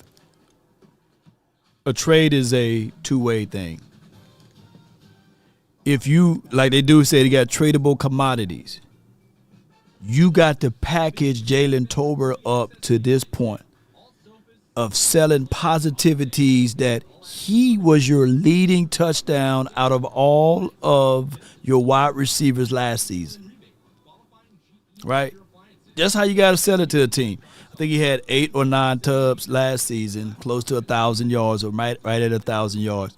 You got to do that. And teams going to be looking at it like, man, our wide receivers didn't have like 8 or 9 touchdowns in a long time. And then you got to add in the fact that you didn't even have your starting quarterback for majority of those games, right? That's how you trade Jalen Tolbert. Now, I'm not saying that that's the Cowboys would do, because I don't think that they're capable of doing that, right? They're going to hold on to Tolbert, and they may cut somebody, but they are not finna trade away him, and that is the situation. I mean, you guys are bringing up a couple linebackers, but, man, they couldn't stop Baltimore the first quarter. I mean, they dominated our defense. This Milton project, I mean, too broke to pay attention. Say, hey, you got an athletic quarterback. That's what I see. I don't see a quarterback. I don't see him able to read the field. Dallas is not going to go very far depending on this situation. I hate we passed on Shador. Cowboys just don't look good. They're not competing, and I'm not seeing them with the same energy that the coach had. I don't know. I listened to you guys all training camp, and, players doing good and not doing good, but even Williams, I don't see nothing out of Williams to end. I don't see nothing rush. No pass rush out of him. The rookie having trouble against the second-team offense. I just see a lot of problems with Dallas, and it really concerns me because we're going to have to put a lot of pressure on Dak. And I'm just seeing a vanilla offense. It's a lot of problems, and I'll hang up and listen, guys. I appreciate the call. Look, you're right in terms of the pass rush. I mean, Nealon did get some pressure. They sent some blitzes to Childress, Houston, Harris on a blitz. But, yeah, I mean, I mentioned the open there. I would have loved to have the last 2 games. Donovan Ezeraku, who has been a star in training camp, I would have loved to have seen that in-game action so everybody else who hasn't been able to see the practices would be like, oh, yeah, I can see why you guys are so excited about this young rookie. And I do agree. That's because it's against our right tackle. Our right tackle ain't that good. That's why Donovan Ezeraku been starring out there. That's why he been showing up. Did you guys see? where that pressure came from on how we got that safety in the first quarter. Right side didn't really block that well. That's why Donovan Ezraco been showing up in practice. We don't have really good right tackle stuff, but that's okay. It's gonna be okay, Cowboy Nation. Just want to add that to you. That's why he shot it in practice, not the game. Okay. I thought the offense was, I've said it before, I didn't think the offense was as good. I thought the quarterback play was spotty. I think the quarterback play regressed. I think there were things in the second half of the game last week where he started to make some throws, and I think this time around it snowballed for him. But they took him out. There was nothing that you could say that was super. The one throw he made down the field, to Mingo, great adjust on the catch. That was really it. Your quarterback took a step back this week when it came to, and I felt like the offensive line took a step back. The running game was non-existent. So yeah, it's that part of it. But defense, like I say, I didn't feel like the defense got beat up like the caller said. I don't feel that way. I feel like they forced a punt. I felt like that they were. I felt like they were kind of thrown out there a lot more than they probably should have been in that game. Yeah, I'm with you on that. All right, we will hear from Joe Milton. We'll try and get to a couple more. No doubt, man. Appreciate everybody. I got the phone line wide open. Okay, hold on. Okay, try again. Okay. Hold on, I got to start it all over again. Hold on. All right. There are 3 participants in the conference. 3 of y'all up in here, man. All right, so all 3 of y'all. Let me see who's in here the longest. All right. I got, I didn't hear from 214.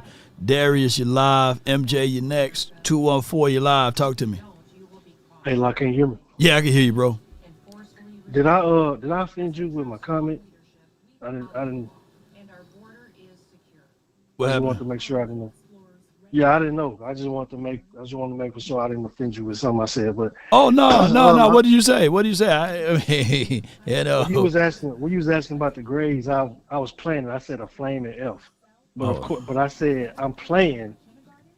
You get an E for excellence because you always do your thing. You will never get an F. You talking about my commentary? Oh man, I couldn't read it all. Shoot, I didn't see what you said. I'm just making sure. Oh, man, you didn't hurt my feelings, man. You just hurt my feelings, man. Man, I thought we was together, man. You gonna come out there to the 19th though? You gonna be at practice on the 19th?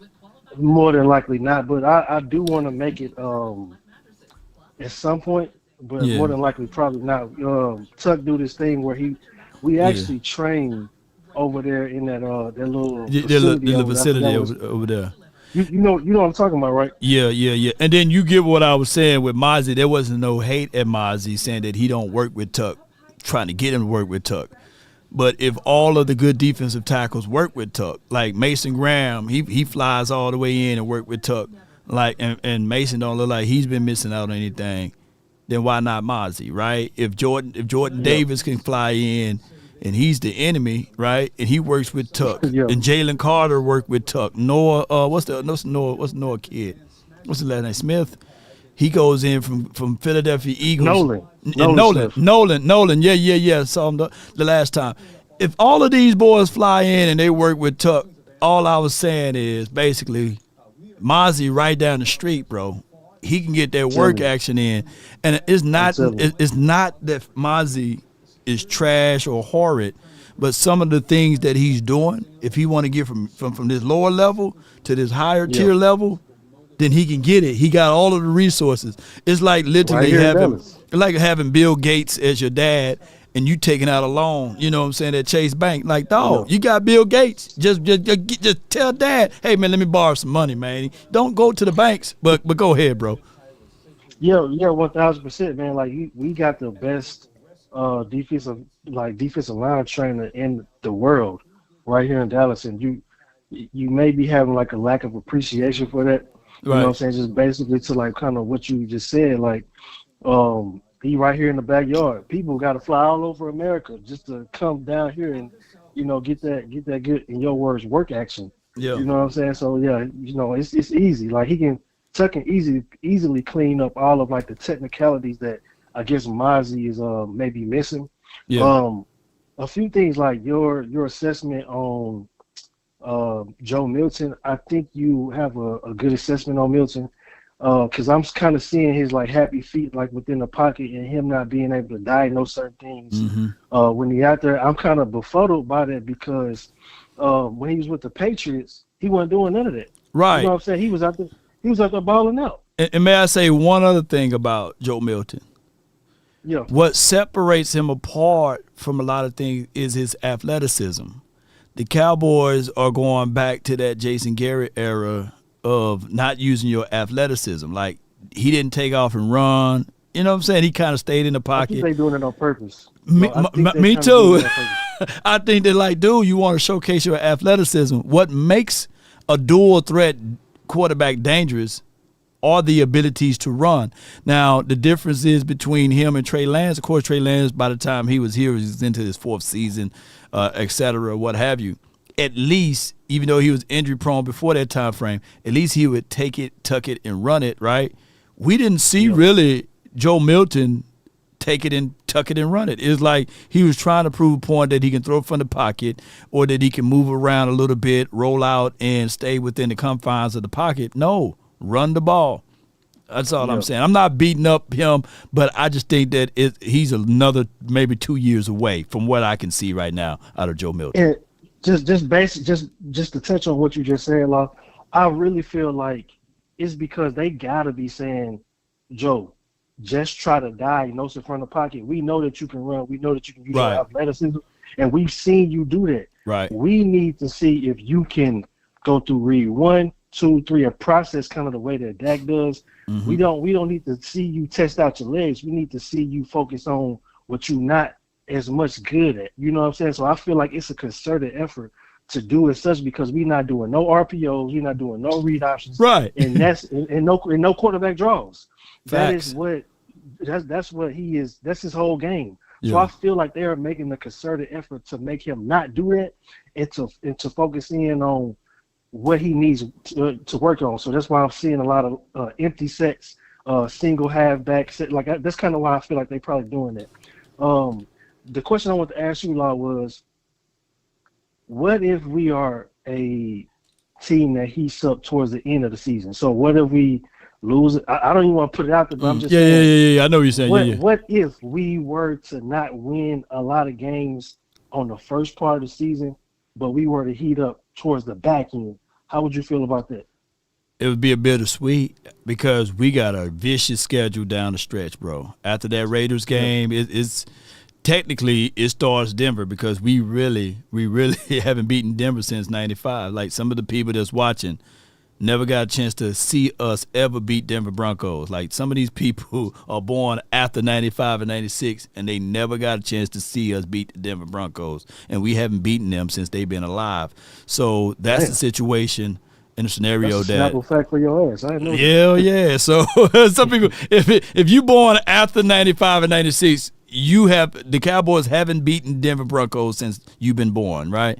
So that's crazy numbers, man. So I think that we are set up and designed not to have a fast start due to the fact, and I'm not saying that we're going to lose week 1, week 2, or what have you, but for the simple fact we don't have our best player. If I was to tell you who's our best player on defense, you would say Micah Parsons. Well, he's been holding out. Who's your second best player on defense? It got to be Trayvon Diggs. Well, he's recovering. He's not playing. Well, you may say Bland, but Bland, he only been, he just now coming back into folds himself. So all of our key players on defense are really not able to be out there on the field at the same time as well. So it's a situation that we are leaning on hope, and that's a real big. It's real big hope on that, man. Can I say this last thing before I dip? Because I know it's the end of my time, but I wouldn't go too hard in on Shotty just yet.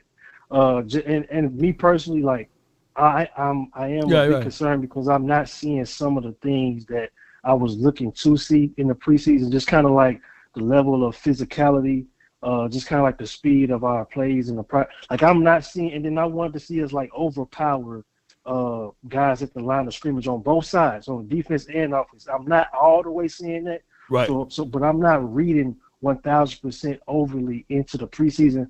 But it does concern me just a touch.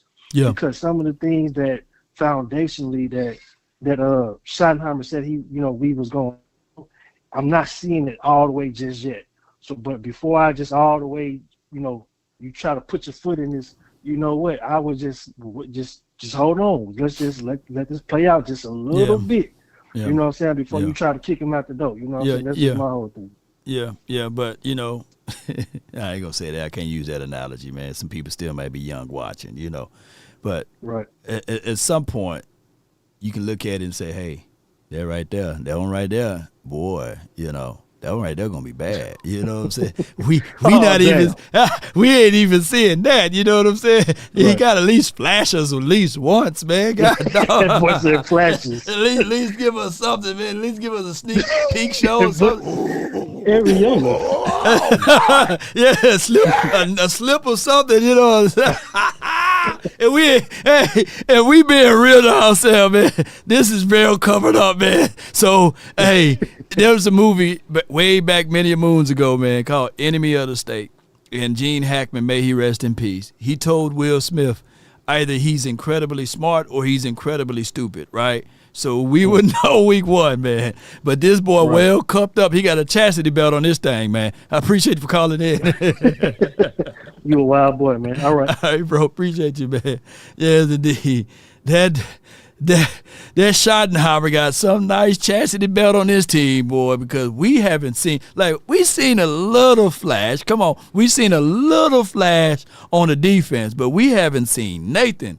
Look, offense, boy, we just sitting here like, man, I don't know, man. You don't see no curvatures, no movement, nothing like, hey, what is that? We haven't seen nothing. Let me be real, Cowboy Nation. We haven't seen nothing, Cowboys, on offense. So all I can say is I just hope when that veil is open, we say, oh, yeah. Everything is intact. Pretty eyes, pretty teeth, pretty smile, and everything to our imaginations that is going crazy because he's covered up over here, and it's crazy. I got the next caller on, but hold on. Before I go to the next caller, hold on. Let me see if they back from their commercial break. It wasn't the right fit for us. And do you look at Colin? I mean, I don't know. How does Harbaugh feel about him with the Chargers? I mean, same thing with maybe Luke Schoonmaker. Yeah. If you want to keep Rivaldo Fairweather. I don't know. I mean, sometimes change of sceneries. We're seeing it with Kyrie Elam, and hopefully that translates. That ends up being a big difference for a player. Absolutely. For both parties there. But thank you to everybody who's been a part of this one tonight. We'll be back, like we said, I guess. Yeah, they finna go. So, yeah, it's going to be just law right now. Yeah. So I got my brother from another mother, no other. Don't look like Danny Glover, but 100 grand. Hold tight. I got MJ first. I forgot MJ was in right before you. You next. But MJ, what's good, man? What's up, family? How you doing? Not much, man. Yeah. I'm surprised you ain't out tonight, man. The club ain't open tonight. I'm just waiting. Okay, it's still early. It's still early, right? Yeah, you still chilling. Shout out to West Coast time, man. Yeah, that's right. You early right now. Only thing is, with what happened,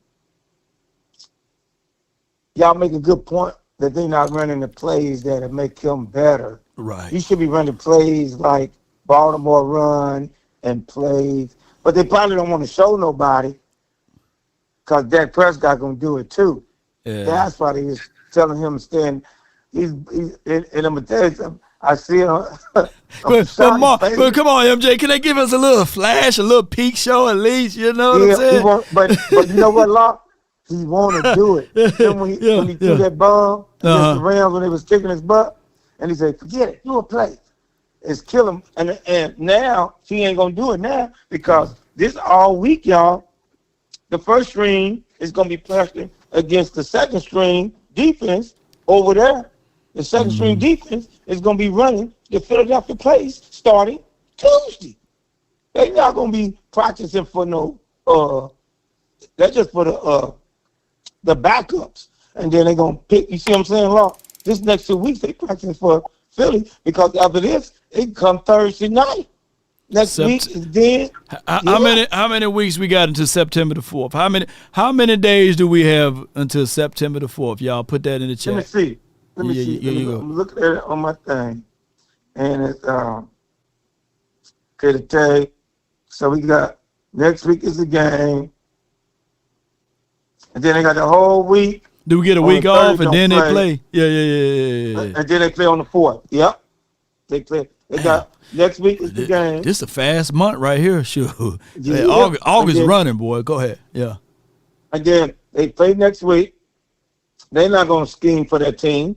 And then they practice all next week for that. Yeah, they're not worried about. Their mind is on Philly now. It's over. It's 2 weeks and a half from Matt Batten. It's 18 days from JB. So in 18 days, so we know for sure that it's the glorified third string Super Bowl next week, right? Like that's what the 37 guys that need to figure out where they're gonna be at before cut day is gonna be. That's their Pro Bowl. Yeah, that's their Super Bowl. Yeah.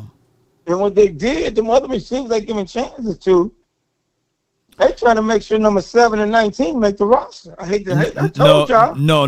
What they doing is, and I see it. I can see it a mile away.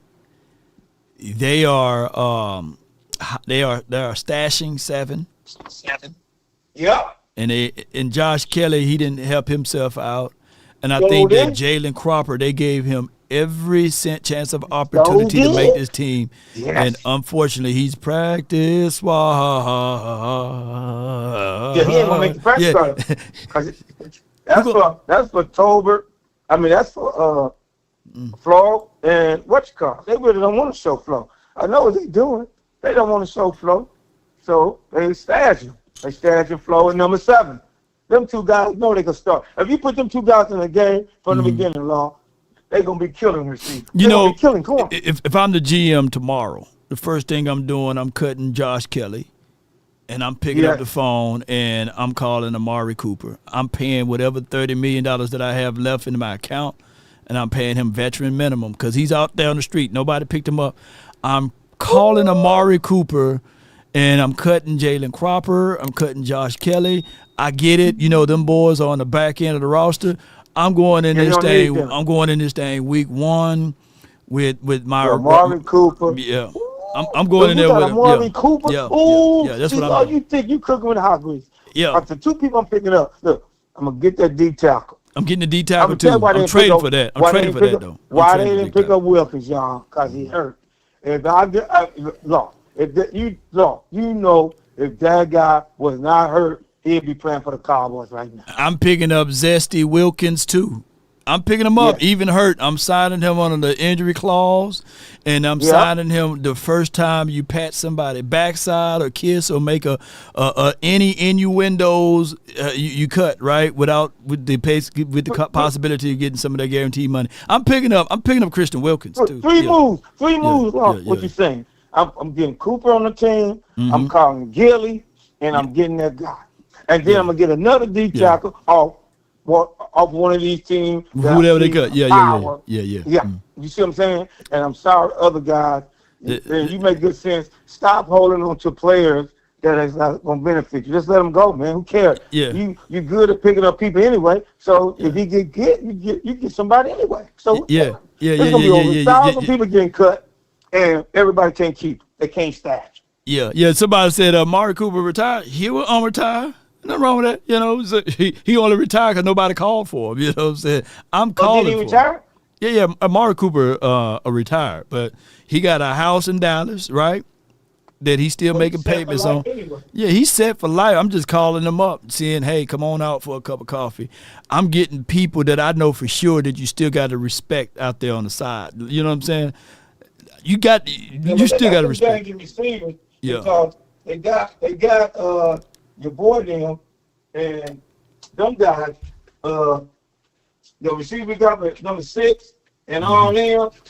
You could tell even our kickoff team was sorry. Yeah. Until number 6 get out there, because he can break. If you miss him, one, he gonna make. Trust me, he gonna get a pump back on Philly. Yeah. Because I said, ooh, they made it like that for him. Man, if the first guy miss him, he's gone. And these guys don't know how to run. I'm not just like these guys. They're not like Turpin, man. Oh, no. That offense, I'm not worried about that offense. I need that corner. I'm like you. I do not want Booth out there. and I know he's got because in the camp law, you was in the camp. Your boy, he only played off sometime. Number 20, he played off all game this game just to get in. Yeah. They baited him in on that. In the camp, in the camp, he was playing bump and run. And me and Law, everybody don't hear no football. If we play 5 to 10 yards off Philly, they gonna cook us. Oh yeah, slant you left, gotta slant play right. Bump and run, and you got Parsons back because Parsons gonna put that pressure. Parsons, man, Jerry Jones, man, stop playing around. The only thing though, the only thing is here's the thing with Jalen Hurts, just out of respect to everything. You still got to give zone. You got to have a spot. You can't turn your back too much on him because he would take it and run. So you got to have some speed out there, control where he's going to be at, and then and you got to stop the run. Yep. That's what I think. I'm like, what is this quarterback for us doing? This boy got all that tech, boy. If I'm a quarterback for Dallas, if I don't see nothing open, I'm running 10 yards.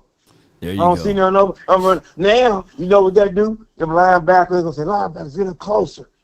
He's going to run on him. Now the linebacker come out there, I can throw it over the top. This guy do it. He's so excited.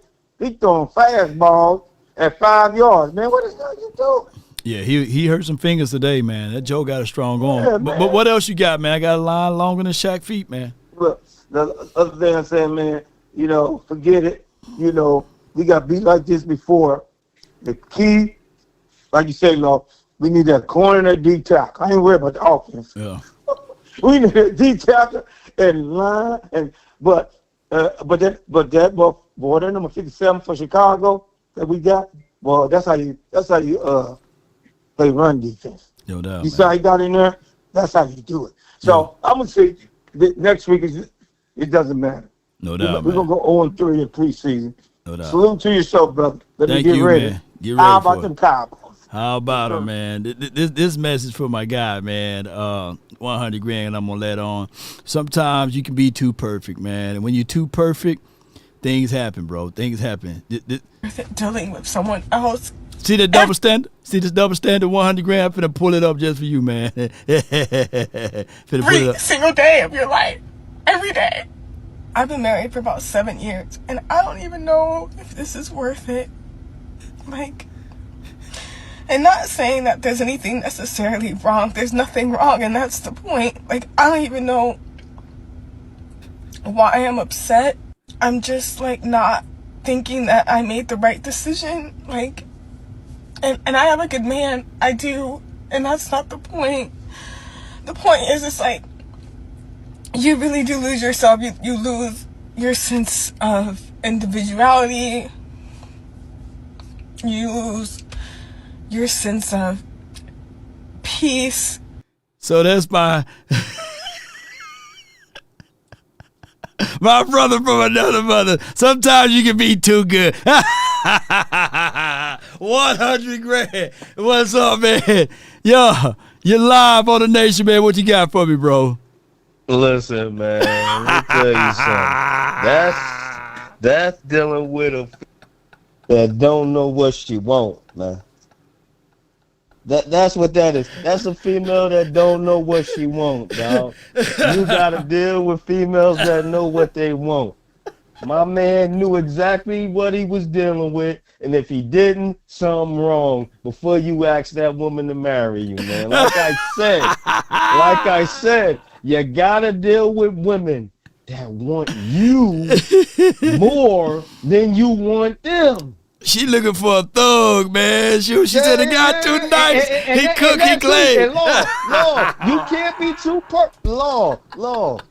Even if you get a girl that wants you more than you want them, you gotta have some gangsta in you too. Sometimes she wants you to grab.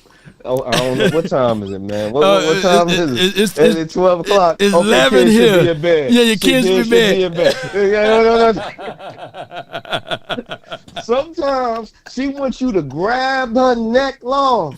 You feel me? She want to be strangled sometimes on that shit. Oh, boy! You know. Oh, my God. So that's what's going on. Sometimes you be too perfect. I know you getting bored. Chilling with them. I know you miss my thug. I know. I know for sure I can get 100 grand.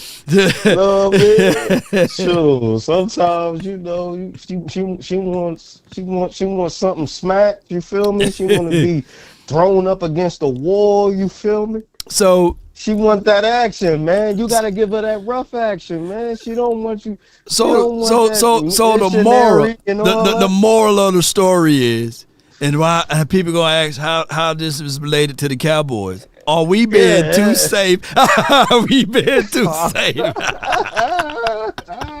Is Shotty been too safe with this offense, man? Hey, listen. Sometimes too long. When it ain't the main one, and it's a fly-by one, you can't give the fly-by one all your tricks. You know what I'm saying? Sometimes you want to hit it and quit it. Bang, bang, bang, bang, bang. You're not throwing her against the wall. You're not showing all the tricks long. You feel me? You trying to just get your nut off, man. You know what I'm saying? That's it. That's all you trying to do. That's it. But when you got that chick you want, you feel me? Yeah. When you got that chick that's gonna spin the bag on you and you know it. Yeah. You throw all your tricks out when you feel like, yo. And when you got that dumb piece, you feel me? You giving her everything, man. I'm gonna give her something to go tell her friends about. You feel me? Like I'm pulling all the tricks out the bag. You feel me? She gonna go back to her friends and talk about me. I call that advertising. Oh my God! You feel me? I call that advertising. Ladies, when you go back and you tell your friends about the dude that knocked you off real good, all you're doing is advertising to your friends how good the dude is, and your friends gonna go behind your back and they're gonna want some of that too. So stop. Keep on doing it. Keep on doing it. That's just how that goes. And that's that's our late night. That's our late night long after dark conversation. So what's your thoughts on this game, man? Hey man, listen, man. I'm not concerned at all. He's holding back. He's so vanilla law. You can see it. He really meant when he said he's not giving nothing off. When all you do is pass, he don't even want to try to run. And when he do run, it's so vanilla. Just go out there and just run the ball. And y'all saying, oh, it hurts the evaluation of other guys. I don't think it does, because he's not using these games to evaluate, Lo. Ooh, what do you use? You don't see the scrimmages. You don't see the scrimmages they have later on in that day. Okay. You don't see the practices that's not open to they not just practicing when we see them practice. Okay. I don't think so. No, they have closed practices too. They do. No, you're right. You're right. To see us practice. Yeah. They are more focused on the things that we don't see than they're focused on the things that we see. So in other words, well, what I'm saying is that there are known knowns and that there are known unknowns, but there's also unknown unknowns, things we don't know that we don't know. So you saying that right now, Shotty is just keeping the unknowns the unknown. Shotty is keeping everything under wraps. You might see a couple of splashes because the players are doing a good job. But I don't think that's it. Come on, Lo. You seen that game today. They played off the whole game. They didn't press. They didn't do nothing. Come on. Even the defense so the defense, to me, gave us a little bit more action than the offense, to me, in my opinion. The defense. But was that because the players went out there and did a good job? Or was that because you saw a scheme out there from the coordinator? Think about it now. Think about it now.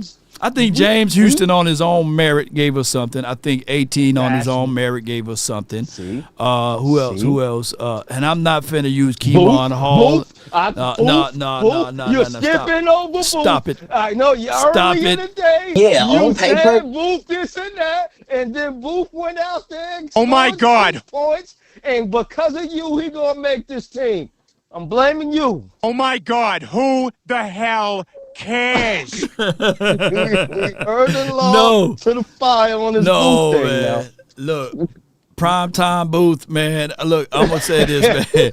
Look, let's not put too much doggone Kool-Aid on this Booth situation, because I'm trying to get him up out of there, because I've been burnt with nightmares last year with Booth number 25 out there getting burnt like a Roman candle. I don't want to see him again, bro. I just think that the Cowboys need, there's 31 other teams. The 37 guys are going to get cut by the end of next week. We should be able to find at least another DB that we can bring forth on this team. We better not keep this guy.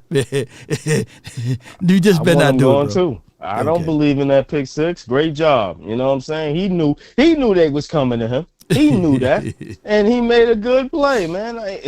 Okay, he made a good play. He made a good play. I just hope another team see that. I hope another Yeah. team see that. I hope another team see that and say, "Hey, man, we'll trade for him. We can use him." No doubt. You know. No doubt. But I just think that even in Joe Milton's play, we know Joe Milton can run the ball. Right. He can't even do that. So, you know, even though Joe need work, I'm not sitting here saying Joe need a lot of work, and I'm sorry, Law, but Trey Lance is showing Joe up right now. What are you doing? Sorry. What did he do the second day? I seen Trey Lance What team he play on? Dot today. He threw a dot the day I seen, and I'm like, come on, man. But Trey Lance been in the league for 5 years now. So come on, man. Yeah. What team he played for again? I'm like, let me see. The Don't Chargers. The Chargers. The he LA played- Rams. Okay. oh, he played for the LA Rams, don't he? Chargers. Somebody. Chargers. Let me see what he did. Okay, 7 for 15, 121 yards. I mean, that ain't nothing. You know. That ain't nothing to bring home, you know what I'm saying? But I mean, I'm not saying, but you know, I got to see the game, but I'm just saying 7 for 15. right. But I'm not looking too much into this, man. I think it's a whole bunch of vanilla-ness going on. I think that it's a lot of smoke and mirrors. It's rope-a-dope, Law. This is rope-a-dope at its finest, and I love it. Oh, no. Trey Lance did run the ball for 25 yards. He got more rushing yards than our team. Oh, yeah, man. That boy got some boy. That boy running the ball. Let me see. He got more yards than our whole team today. That joker, he averaged 6.3 yards. Boy, that's heaven on us. Jeez. That boy, even the backer, Tyler Heineke, go get a Heineke. He got 9.5 yards. But when I held that 9, you know what I'm saying? Jeez. Oh my gosh. Then my Mississippi guy Trey Harris over there, he got 6 yards. She got 6 receptions for 85 yards for 14.2. So I'm gonna go back and watch that Trey Lance Trigger Trey game. So yeah. So, but I think it's rope-a-dope, Law. That's what I think that's happening. Yeah. And I'm not gonna sit out here and say, let's say, okay, Law, check this out, right? Okay, go ahead. Let's say we lose to Philly. But we lose to Philly, and it's a close game. And it's a close game, though. Let's say we go toe-to-toe with them boys, and they win by a field goal. What would you say with Shotty with that? We lose to Philly, but let's say we only lose by 3. It's a close game. Okay, we beating the brakes off of them when they come to Dallas, but if we lose to Philly, it's the nature of how we lose because it's the competition. I just want us to be competitive. This game is not going to be a determined game whether or not you win or lose, you know, or go to the Super Bowl or playoffs. I think a lot of our fan base is thinking that though, Law. A lot of our fan base is like, if we go to Philly and lose, Shotty's a fraud. But didn't the Eagles got the brakes blown out of them by the Bucks week 2 or something like that, and they barely beat the Green Bay Packers last year in the opening. Yeah. So sometimes good teams, and I hate to say good teams, but they were a good team. Matter of fact, they was a great team last year, and sometimes you have slow starts. So I'm not, because I think for what happened, didn't Philadelphia Eagles barely beat the Green Bay Packers week 1, right? It was like down to the last minutes, right? And they could have started the season out 0-2, technically, if we being real with everything, if I'm not mistaken. So I'm not finna count a lot of weight in September, but it's just how we play. If we just come out so bland and it's not something that we can bring home to where, as far as the principle and the concept, it's going to be a long season for us. Okay. Yeah, that's all I'm saying. I think that's a scenario. I think that, but I'm looking at this. I'm not judging this. I'm not putting no stock into this right here. Here's another thing I'm gonna say too, though. There's another thing I'm gonna say too. If we win, whether it's a blowout or whether it's small margin of victory, just take that win and tuck it in and be like, hey, next week, Giants, right? Because we win and then lose, you know what I'm saying, the next week, and it just washes that out. I want us to start the season off 2-0 if we're going to beat them, you know what I'm saying? Oh, I do too. I do too. If we start the season off 2-0, Cowboy Nation, Shotty's a genius. Yeah.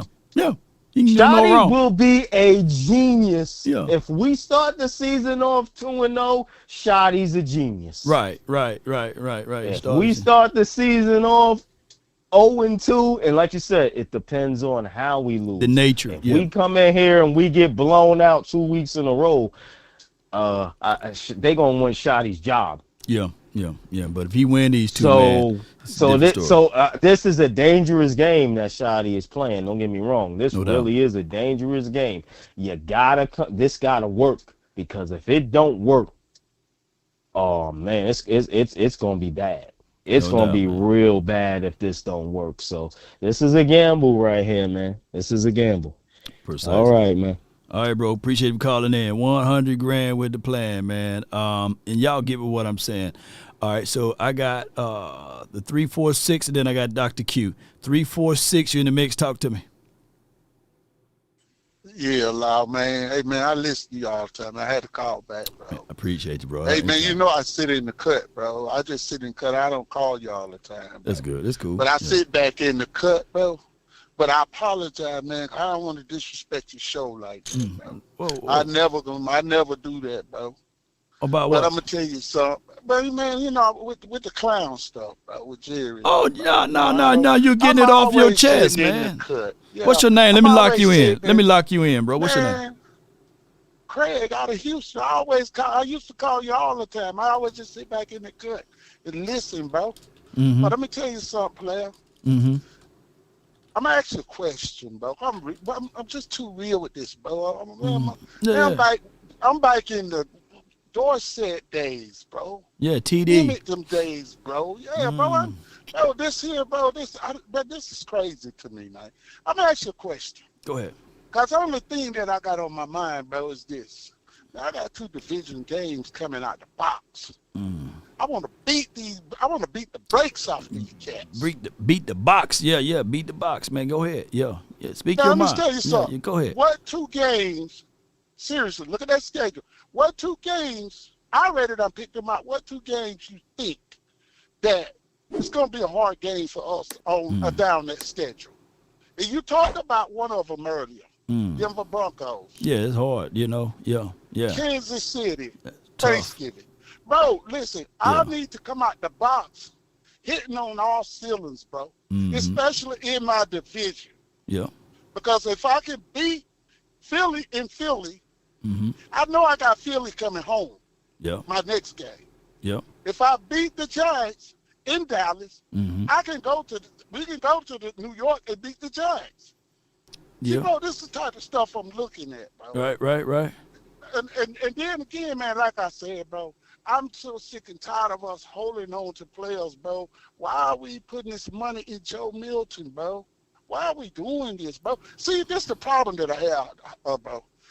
Shador Sanders just got drafted. And Gabriel just got drafted. Man, Joe Milton been in the league for 2 years, people. Bro, if you can't put the money on the ball on the money, dog, but why are we dealing with stuff like this? Man, we $13 billion organization. Yeah. Man, we shouldn't be putting up with stuff like this, bro. Real talk, Lord. And then Jared's up here, and these, I mean, I know he owned the team. I know Right. But, bro, Jared up here running the Netflix about the night. Bro, we know about the 90s. Right. Bro, we know what you did in the 90s, bro. You're the cause of us being here where we at today. Because, bro, trust me, we would have won 5 Super Bowls if you wouldn't have been in your feelings. Let's be real about things. Worrying about you not getting the, the grace and the praise. Yeah. Bro, you own the fucking team. Yeah. Come on, bro. Let's be real about stuff. Shoot, 51-50, man. 51-50, bro. Keep going. Yeah, I sit back and I listen to the brass up in Dallas, and I told you, I be on your show. I listen all the time. I just don't call in. Yeah. But, bro, I been sitting back, listen, man. I'm sitting there listening to these people talk about this. But see, Lord, this is where Jerry got the team at. Everybody believing all this just crazy stuff, bro. Bro, we are not a tough football team, bro. We are not this, bro. We are not that. That's the reason why we go to San Francisco. We'll go to Baltimore. These teams that's tough like that punch you in the mouth. Let me tell you something, Law. And I'm about to get out. Man, my cousin got drafted by the New York Giants. He played with Washington. In the 90s, my cousin told me, bro, they never wanted to play against the Cowboys, bro. They know how brutal that team was, bro. Bro, that's what I want to get back to.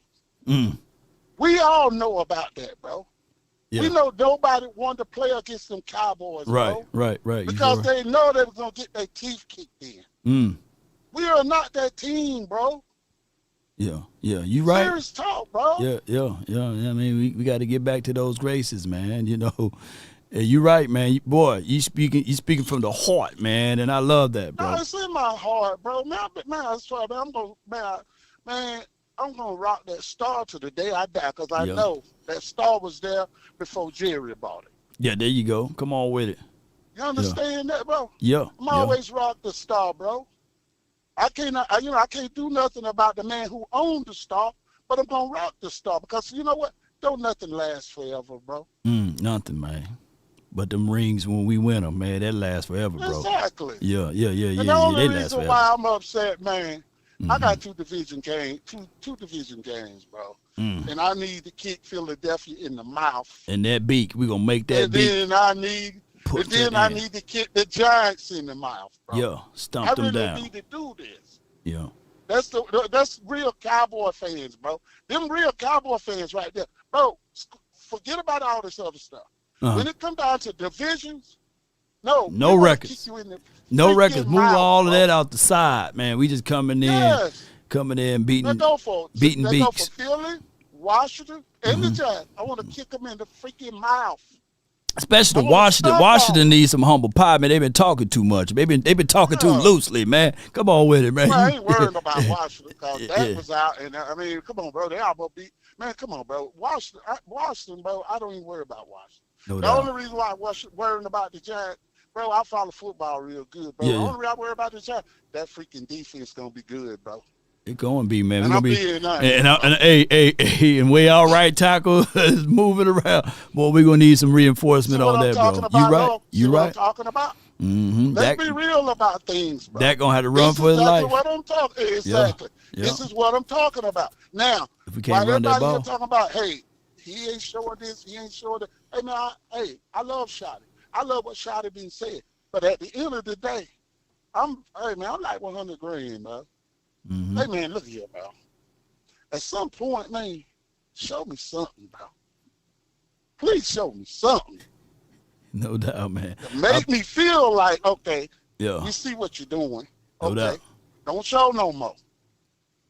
But, bro, please don't trot that dude back out next week, man. Milton, bro. They're going to do it, though, unfortunately, man. But I appreciate you for calling in, Craig, man. Thank you, man. No doubt, man. Much love, Law. No doubt, man. It's Craig out of Houston, man, from the 346-5150, man. Yes, indeed, man. That's my guy. All right, and let me see if it. You see how they dog out Prescott after his loss, but they didn't dog out Brady after his loss? That's true. Have you noticed that? That's true. Not only did Brady lose, the other boy from Buffalo lost, and Justin Herbert lost. At the beginning of the year, that's who they picked to be the shit. They lost. Nobody talks shit about it. Dak lost. Dak lost is the end of the world. Ain't nobody said this in main media. They can't say it because they'll get fired. Like Tom Brady, you are supposed to poke at him now. He's washed up. He's allowed to play because of what he used to be. It's not fair. They sound just alike, didn't they, man? Shit. Hey, man, they sound just alike, didn't they? Boy, I know I wasn't tripping.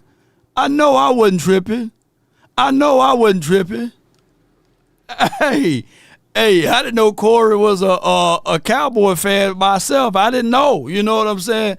But it's good, 5150, man. Shoot, get it up, Craig. Craig, from now on, Craig out of Houston is the incognito version of Corey, man. 5150. You get what I'm saying? Yes, indeed, man. Don't they sound alike? Let me know, man. Put a 1 in the chat if they sound alike, because that's who I thought I was listening. I got my brother from another mother, Dr. Q from the 210 UN. I know you're gonna give us some truth. Give me some truth over here, man. What you got for me? Hey, brother, good evening to you and Cowboy Nation, man. Yeah. I want to say these two things, man, before I get off here. So this is for the 100 grand. We're speaking some good stuff. Even the callers that just got off were speaking some good stuff as well. But I'm going to answer the previous caller just got off and let him know he was talking about the last two games. I mean, the two hardest games. You see. Do yourself a favor. Go look at the last 8 games on the schedule, bro. The whole thing is brutal. To me, Detroit's going to be the toughest game because they got to go to Detroit. Aiden Hutchinson is back. They're going to be fired up. Than Detroit, you know. Do I think Dallas can play with him? Sure, but that's to me that's going to be one of the toughest games. But that whole we got Detroit again on this list. Yeah, but this time, remember we haven't been in Detroit in some time. They've been coming to Dallas, but this season Dallas goes to Detroit. It's on the back half of the schedule, so that's going to be brutal. But I just want my man to understand the margin of error. The margin of error is so small when you're talking about your starters. So when you see at the NFL level, when you see teams blowing out teams, typically it's because that team or your team are missing starters due to injury. Because I always tell you, it's about injuries, bro. War you gotta attrition. stay healthy. That's what I'm saying. It's about injuries. But the thing is with me, you know, I know a lot of people that call into the network. They always say it's the player's fault. It's the player's fault. I just happen to disagree with that. I believe Jerry Jones and everybody says, Jerry put the guys out there. That's bullshit. Yes, if you got the money. You know, if you got the money, your job is to go get players, but you cannot be cheap. I know our fans don't like to hear me bring up money all the time. That's my biggest wish would be. My biggest wish would be one of the Walton kids by the Cowboy, the Sam Walton that owned Walmart. One of his kids buy it, or even Jeff Bezos buy his team, because we know their money. If they had Jerry Jones money, they'd probably jump off the building. You know what I'm saying? They don't even have anything close to those two. But anyway, man, that's another story. But my thing is the Cowboys. And you're smart because both of those individuals, they live right here in Texas. That's Tesla what guy. I'm saying. Yeah. Elon Musk live in Texas, and Walton people live in Texas. Go ahead. Yeah. Exactly. And you know that it'll be about, okay, let my football people take care of football things. You wouldn't have to worry about all this mess that's going on. But my thing is, man, you can't wait until the wee hours to try to replace things that you know you need. You gotta be, what is that, proactive. You gotta be proactive. You can't be reactive all the time. And this was and this is the knock I have on Jerry, waiting to the last hours, man, to get things taken care of. To me, what's still scary is our defensive line, man. Oh, well, let me kind of backtrack. Okay. To me, the backups of the backups are just not good. So tonight, and I understand, I agree with Honey Graham when he was saying, there may be a secret out there with the coach. I get all of that. But you gotta know that your backups to the backups can play decent ball. I want you to go. If any of you fans out there saw Seattle the other night, man, I was blown away with the backups of the backups coming in there and doing their things. I want our team to be more physical, and you have to figure out a way to, wait a minute, how do I get my backups to the backups to be great? I'm not saying they're not giving effort, okay, because we know everybody needs a job.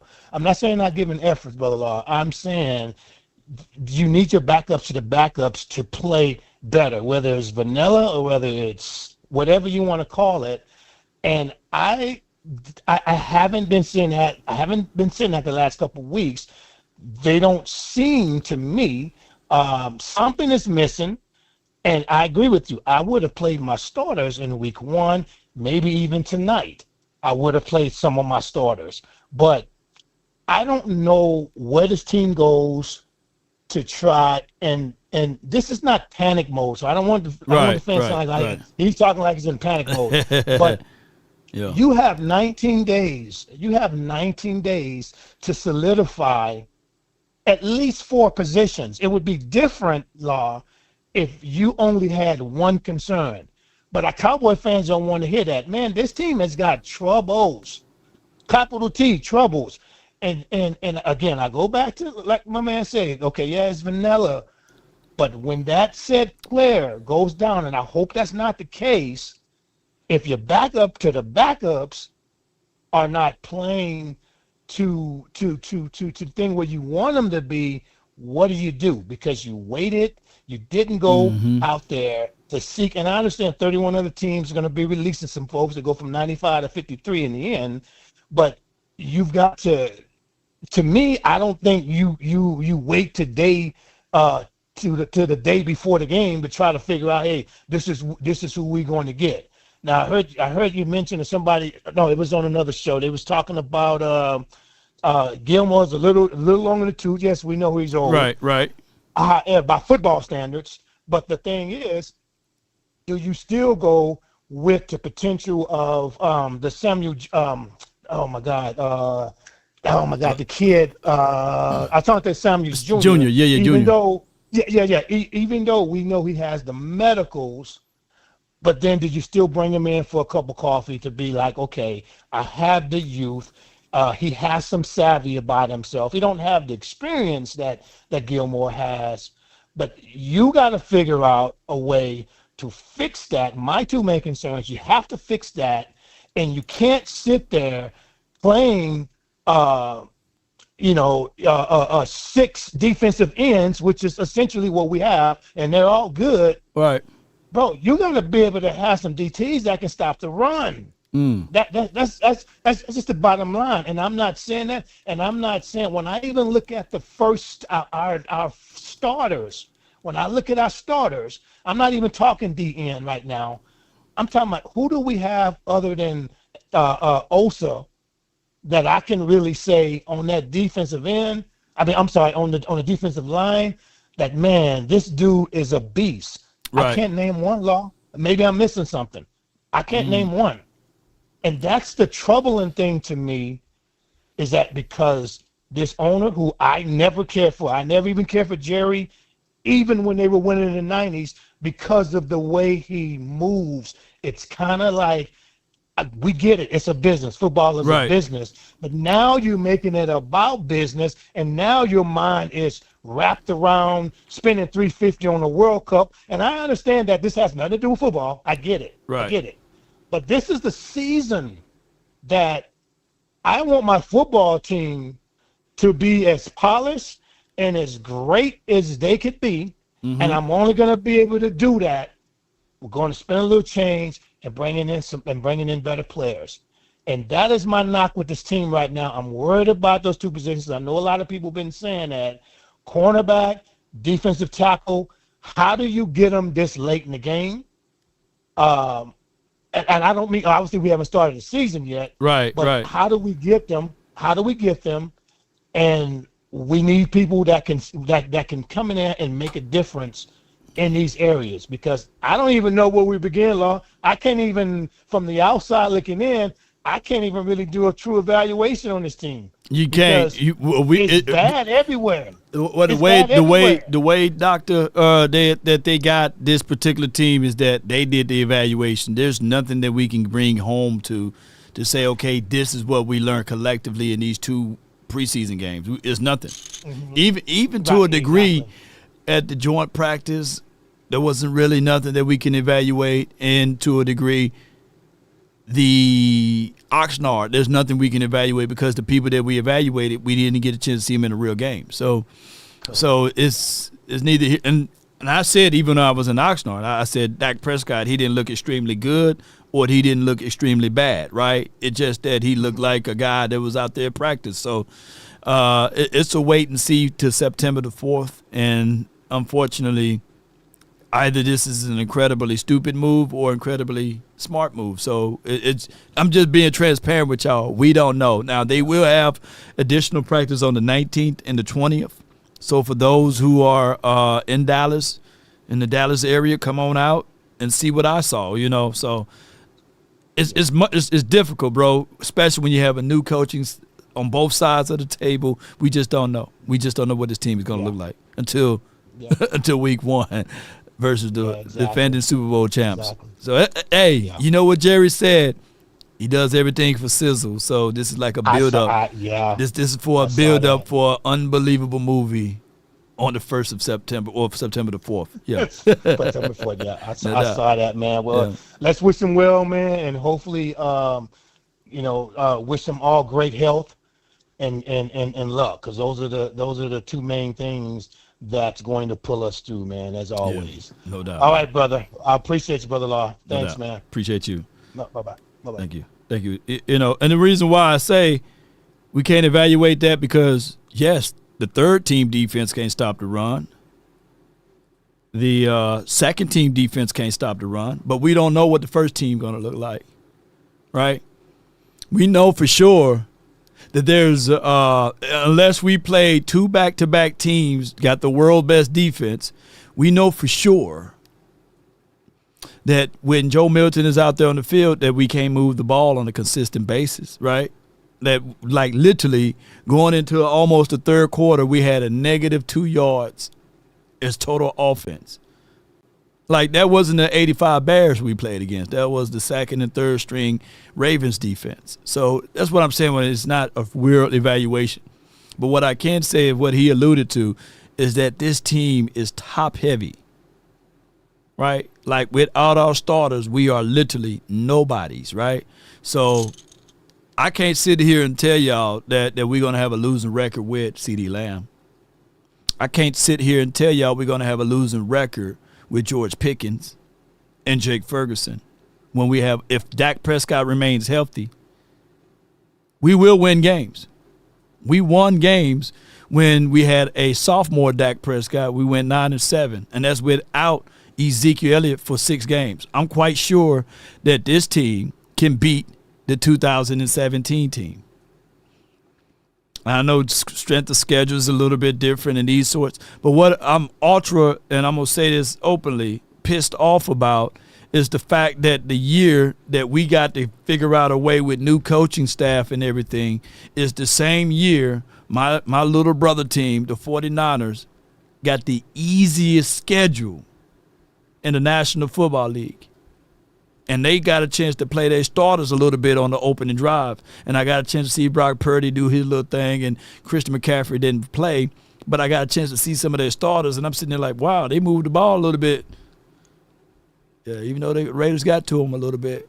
But to know that the 49ers got one of the easiest schedule, And the Cowboys, we got one of the hardest schedule. That if my team ain't winning, man, my little group chat over here is going to be going crazy. See, that's a war within a war. Y'all got to understand, my oldest brother is an Eagle fan, and my youngest is a 49er fan, so I'm sandwiched in between, even though I picked the best team. You know, I got the 630, and then I got Point Dexter, so hold tight. But 630, you're live on the Nation, brought to you by RogueShop. Talk to me.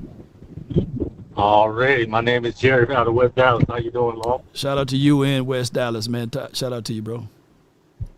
Say, man, look here. I'm gonna point this out real quick. Pete Carroll went 7-9 as his first year as head coach. Wow. He still went to the playoffs. He got lucky. Dan Campbell went 3-13-1. Yeah. Kyle Shanahan went 6-10. I can go on all day and day and night. But I say all this to say this. If you think Schottenheimer not going to struggle and go through the motions and learn, we got another thing coming, man. Right. So, and his offensive line is hella young. It's going to take this whole team to gel well with each other, the coaches, everything. Uh-huh. Expectations breed suffering. So I do think we're going to dominate next year. Because we're going to have to go through the gauntlet. We're going to have to go through hell this year. We like you just said before, we don't got a good strength of schedule, man. But I will say this is a good learning tool for Scott. Yeah. And, and another thing, too, you know what I'm saying? And when we do lose, how is the Pickens going to react? Oh, react. Here's the thing that we got to understand. He can win you games, and he can also lose you games. That's not what they're telling you either. He can lose you games as well. Yeah. I've been paying a lot of attention to this team, man, and I don't think it's not the year. I'm not expecting too much of this team. I know we have been at it for 30 years, but Jerry, he pulls you back in to make you expect we're gonna do something.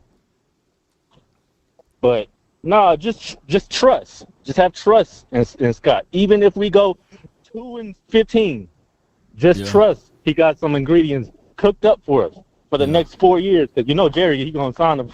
He gonna sign him regardless. Yeah, you're right. Just trust, man. You're right, bro. With Jason Garrett, another thing about this offensive line, man, they super wet behind the ears. What makes you think they gonna? What makes you think they're gonna gel well with each other? It's gonna take like 7 to 8 weeks. They super young. That left tackle, he's in development mode. Yeah, you're right. So don't expect too much out of this team. Yeah. Because if you do, you're gonna be all disappointed, blaming everybody. No, you just gotta relax and trust. Yeah, and that's all I gotta say, man. No doubt, man. Appreciate you for calling in, Chief. Thank you. You know, good call from West Dallas in the building, man. Appreciate you, dog. Appreciate you. All right, so we're going to let the next caller on. Let me see what we got here. Appreciate everybody, man, for rocking with me, rolling with me, and doing all of those things. As all right, I got to do a little editing here on this side. It's just this right here, Cowboy Nation.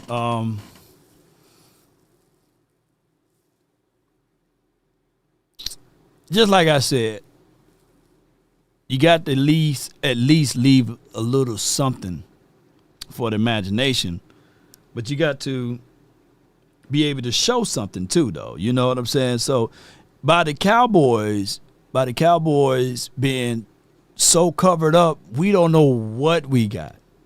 We don't know what type of team this is going to be, and we haven't left any idea but an ideology that was told to us, right? That we know for sure that Shotty said he's going to be a physical team, that they're going to be a run-first team, and they started off with passing it. But we heard him talk to Jesse Holly, said, no, I'm trying to evaluate this, and I'm trying to move that, and I'm trying to execute this. So we don't know. So we'll find out, and through this, it's a situation and scenario that we all have to sit back and have patience with. And upon which, we are tired of having patience because it's been 30 years, 30 seasons. But we did hear Jerry Jones said, I do things for sizzles, right? And if you guys want to continue to support the nation, we just want to be able to put this out there. We got 63 subscribers on my individual page here. And if y'all could do me a huge favor, man, this is my website. All of my content is backed up and stored here. So be sure to check me out here, personalized Law Nation Sports website. Go here, subscribe, join that, just like you join my other platforms here. And at least it'll mean the world to me if you guys can get me up to at least 100 subscribers, man, just off of the simple strength of that, right? If y'all can do that for me, that would mean the world to me. To say that we only have 63 there, I'm really hurt a little bit, but at least help a brother out, HBO me, and have patience with me on that other site. I got from the 409, what's on your mind? Point Dexter, talk to me. What's up, Cat Daddy? Nothing much, man. Chill on, man. What's good with you, man? Man, look, I've been listening to 100 Grand talking about throwing women over the top rope and all this old good, law after dark, man. I could use a little blue language, yeah. Because they say, the kids, man, I've heard so many F-bombs and everything else tonight, so that's good. If I want to join to speak, I would tell you like this here. A lot of people have been saying, come on, Shotty, show us something. Shotty ain't got to show us a goddamn thing. Mm-hmm. He ain't got to show us shit. Mm-hmm. Okay? Mm-hmm. This is a first-year head coach. Right. Okay? You got Dak Prescott. Mm-hmm. You got the CD, and you got the Pickens, and you got Turpin. You got Ferd. You got three of your 5 offensive linemen that you can count on. Okay? Now, you got to work out this defense. Now, last night, we seen them, they was doing a lot of slanting and kind of getting washed out, going one way. But when they guessed right, they was getting people in the backfield. So you look at a scenario where you're going to have a gambling defense. Now, one thing about a gambling defense is that if you can get a play, you gambling, you slanting, you crashing, okay, you get them in a 3-yard loss for first down. Okay, so now you got them in 2nd and 13. So even if they run the ball again and get 4, 5, 6 yards, they still in a 3rd and 7, 3rd and 8, 3rd and 6, which is where you want them to be at. Okay, now you have deficiencies in the defensive line. We know this. Everybody know this. We talk about this all the time. Right. Okay, but you still have to negate your losses in that area. And that's going to be having a gambling defense. That's just what they're going to have to be unless they get somebody else in there. So, Shotty in the offense, they ain't got to show us the kind of stunts they're going to be doing because that's the only way they're going to be effective right now without having the dominant defensive tackle. Facts. Now, everybody knows you don't have to be a Pro Bowler in every position, but you have to maximize whatever advantage you have. Right. And man, look, having Dak, Pickens, CD, Turpin, Ferg, and whoever you got toting that ball, because like I said, you got 3 to 4 offensive linemen that you can be able to count on. And if Steele come back and he come to form, because I'm looking for him to come to form. I don't think he forgot how to play. Right. I just think he got hurt, and he was limited, and he tried to overcompensate that thing. But if he's healthy, I don't think he forgot how to play. So you're looking very formidable on offense. Now, the defense, you just got to hold on because you don't know what Jerry Jones' stupid ass is doing as far as Micah Parsons go. But you figure you're going to have Micah Parsons at, one way or the other. You're going to have Micah Parsons. You're going to have defense. You're going to have Trayvon coming back. You're going to have Agent Zero coming back. So, yes, don't want to show nothing. Let's just get into this season, see if we can stay above 500 for about the first 5 or 6 games. Right. We have a full squad. I know we're going to be, it's going to see everybody say your schedule is so hard, but you never know. Some teams that's supposed to be hard might fall off. And some teams that's supposed to be not that good are better. We have it every year. Every year. And you said it before.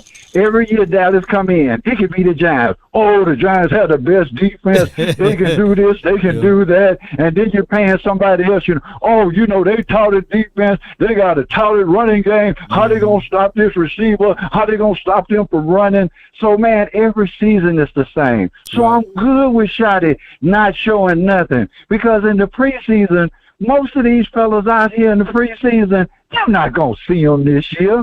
Every preseason, we'll see somebody be a star in the preseason. You're not going to see them during the year. You know what I mean?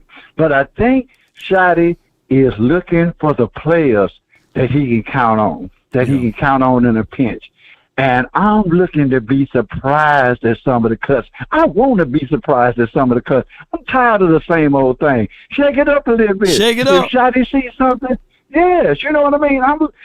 I'm not against Tobit, but I do believe that it's something better than Tobit. I don't know exactly what it is, but I think it's something better, either on our team or not. If they went and signed Amari Cooper, he would automatically be the third receiver. Right. No doubt about it. You know what I mean? So if you can get somebody else, there'll be an automatic 3. It's not, it's not no question. And that goes for other positions. Facts. When they talk about Mozzie's trying hard. I ain't mad at him. He trying hard, whatever. But if we can get something, like the dude Solomon Thomas, I don't know what he's going to be doing the year.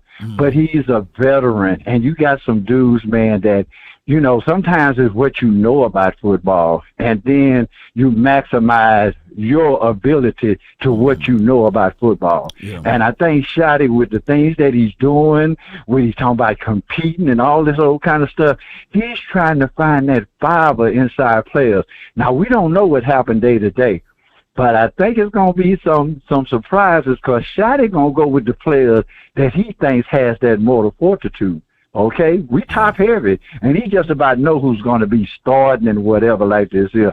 But he's trying to figure out what kind of foundation we can have in this here. So I don't really give a shit what Shotty show right now, because it's preseason. I've been through preseasons all the time, man. I don't care about no damn preseason. I'll watch it just for fun. Most of the time I fall asleep on the preseason game. But every now and then I see a fella here or there, and I'm like, man, you know what? This dude here, we need to, keep him.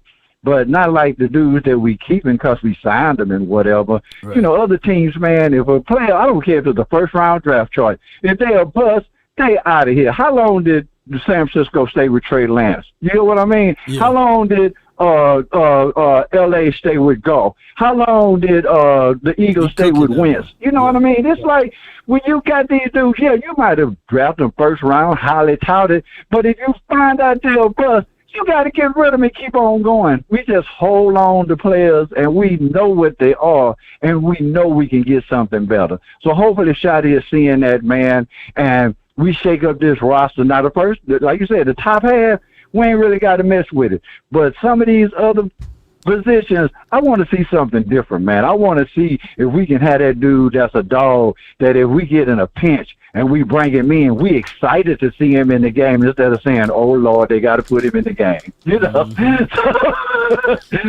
that, man. You're right with that. Look, I know it's late, man. I had a lot of thoughts, man, and always, shout out to the chat.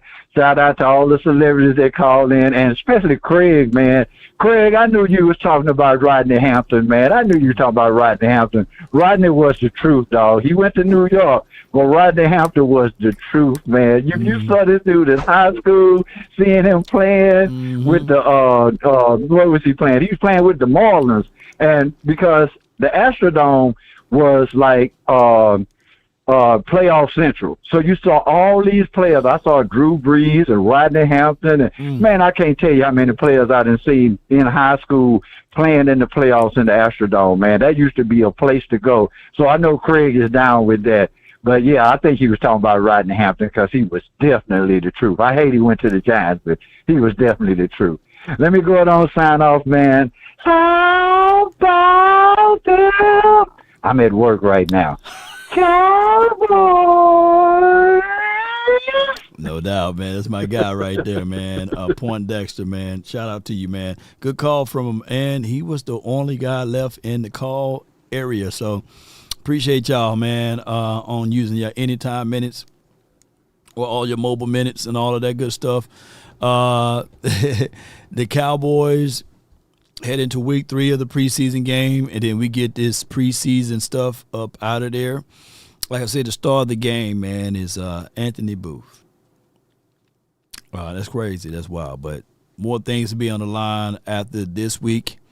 Like I said, they have practice again on 19th and 20th, open practice, and then everything gets stoic. Everything gets all condensed into trying to win. So we will see how this team look like down the stretch.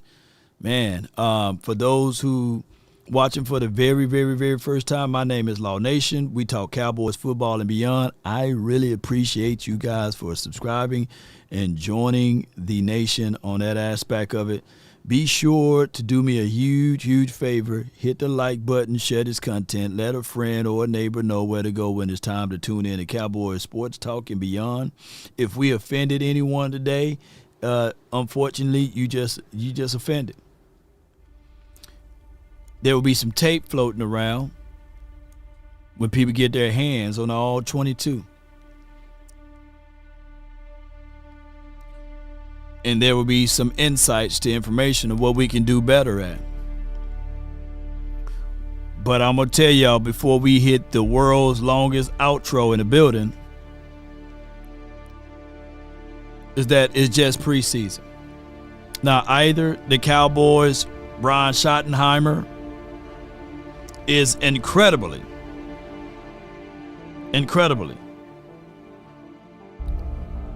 stupid or incredibly smart. And that's the reality of it. Lil Dip says, Law Nation, stop selling out. Why don't you call it how it is instead of how you would want it to be? Is that the whole point? Let me educate you guys. Is that the whole point of life? Is to craft and manifest things to what you want it to be. I grew up in an area where I was considered that I would never see beyond the age of 21. As a matter of fact, I'm twice that age now. If I shave this off, I would still look as if though I'm 19. Come on with it. I was born lost in a sack. Because when my mom water burst, I stayed inside the womb too long. And they said that when I stayed in the womb too long, that the scars on my face and all over my body, that I would never have smooth skin. Now my skin is extremely smooth. I stuttered when I was speaking. I was slow to speak. So bad that they held me back. I couldn't get out of kindergarten. Out of all of my brethren, I was the only one that was held back. So I had a temper. I was knocked out of the reality of the race as we have with our siblings. But they say you got to manifest the things that you want. You got to be able to speak those things as if though they aren't, but you got to speak them into existence. So now that I'm fired up because somebody said that Law is a sellout. My channel 3 years ago, somebody knocked on the door and said we willing to purchase said channel for $250,000. You don't see my name changed at all. Ha! I was approached many a times by other organizations, and they say, Law, boy, he crunked me up now, baby. They said, Law, why don't you tone down on some of the words that you put out there, because the Jones family may not feel that's acceptable. And still my mouth still says untamed. Come on with it. The Cowboys can't afford me right now, baby. They can't control or stop me right now, baby. Even though I was out there at Oxnard, the head of communications tapped me on my shoulder, and a third of you guys was watching right now. And they said, hey, turn that stream off. You give it out. Your platform is too big. Yet and behold, there's some people that didn't look like me was in the VIP section streaming the same game or streaming the same platform. Y'all want to talk about the nation selling out. Well, I'm going to tell you, no one is brave enough to say the things that I say on this net, knowing that it's going to get back to them, knowing that when I said that Will McClay is doing all of the wrong things for the right reasons, and the Cowboys would never be successful because of the simple strength that they are using him as the black guy to be able to say that, hey, we got black friends. Come on with it. There's not no one that can get out here and say that they can outwork Law. There's not no one that can be more in-depth with like Law. There's not no one that can go and spend their own money, their remunerations, to go put forth the Cowboys on their back. On the end of it, there's no one that was out there that received a call that their mom passed away. And I'm out there in Oxnard, and I still stayed because my flight didn't fly out that morning. Still gave y'all unbelievable content. People walking up to me said, Law, I wish I was you, not knowing that I was carrying the grief of my own mom, knowing that I have to bury my mom, knowing that I have to fly back to Mississippi. Nobody can say that they still put in the work, the time, the love and adulations for the nations like Law. So when they say that Law sold out, where? If anything, I left money out.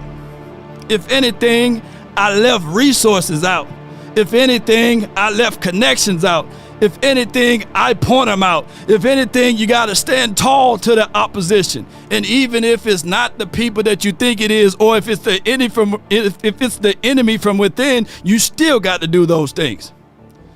And if anything, you can look at my track record and back it up by data that's put out here on the internet. When people say, hey, Law, don't work with this individual. They got the butter knife, Law. They will stab you with the butter knife for it to come true. And still not said one negative word beyond the first interaction. You don't hear Law talking about drama for your mama here. You don't hear Law talking about another man's situation. Haven't said one negative word, but I said these things. If you want a thing bad enough to go out there and fight for it, to work day and night, to give up your time and your peace and your sleep. But before I go into those things, if there's one thing a man should always do, it's mainly to himself stay true. Never allow someone to change your point of view unless what they bring or mean makes sense to you. If neither, if this right here, Cowboy Nation, because when you talking, when raised voices, all it do is turn those hearts into stone. You see in the beginning, you can't find anyone that Law is not willing to give his shirt off his back. There's been many people that looked in their hands after they shook it with the Law and they said, thank you for this meal. The same people that said that they'll walk with you, roll with you. I even paid my grievance with them, and they still went out on the four corners of the echoes of the airways and spread lies about me. But I'm gonna come here to tell you that those people, I let the Creator take care of that. Look up Exodus 14:14 and let me know what you see. But they say they'll ride with you, rock with you, roll with you. Those friends you should never call a fan. You know why? Because they bend the lies around the truth to meet their end. These are 5-dimension chess that I'm playing with you. I have no issue with you. Every night before I go into bed, I'm in a 4,000 square foot home that's paid for. I'm good. I made my earnings. But at the end of the day, if you want a thing bad enough to go out there and fight for it, to work day and night, to give up your time, your peace, and your sleep, if all of your desires of it makes you quite mad that you don't get tired, and it makes you hold everything chaudy and cheap, if life itself seems empty and useless without it, and all that you scheme and dream is about it, if you'll gladly go out there and sweat for it, fret for it, or plan for it, or lose all terror of your mind, if you would simply go after the things you want with all of your capacity, strength, sagacity, with faith, hope, confidence, and stern pertinacity, if neither cold or the poverty or the famish or fame or the sickness of body or brain can turn you away from the things you want, if dogged and grim and besieged and beset with the help of almighty Cowboy Nation, you will get it. That's been my time. I really thank you all for yours. And remember, you're listening to the authentic version of nothing but the best. Come on. Time to run it all. I wake up. Yeah. I wake up, flex, I'm down now. Check, no drip, this wet. Tell 'em run it up. No sleep, no rest. Might crash, might wreck. But first I stretch. Tell 'em run it up. Come on. I wake up, flex, thumb down now. Check, no drip, this wet. Tell 'em run it up. Come on. No sleep, no rest. Might crash, might wreck. But first I stretch. Tell 'em run it up. 9 out of 10 roll through my hands, I'm by my lonely. Come on. Turn to a savage, now my baby wants to hold me. I love my fans, don't need no friends, I got my homies. Thought I could trust you, I find out you tried to zone me. I'm number one up on that court, I'm Nick McGrady. The first one in, the last one out, can't call me lazy. Put in my hours, send the invoice and they pay me. I need 6 rings like MJ. And come on, baby, Dramatic, let's get it. I wake up. Energy plug, let's get it. Now check, no drip. So over it, let's get it. Come on. No sleep, no rest. Might crash, might wreck. But first I stretch. And run it up. I wake up. Matt. Thumb down, now. Batten. No drip. Oak Cliff. Run it up. Let's get it. No sleep, no all right. rest. Might crash, might what we gonna tell her, baby? First I stretch. Tell her run it up. Y'all gon' make me take that trip way out Philly. I call up Nigeria, come through in a hurry. All right. Those London boys don't come to play, you should get worried.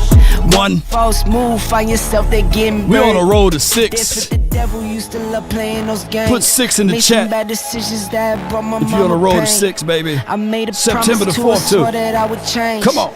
I'm on the come up, bet I live up to name Law Nation. Understand that? I wake up. Lil Dip, get that. Let's no get it. Drip, Arcade TV, let's get it, baby. No Ace Boogie in the building. New house. Regulators. Stretch. I wake up, flex, thumb down, now check. No drip, this no sleep, no rest. Might crash, might wreck. But first I stretch. Tell 'em run it up.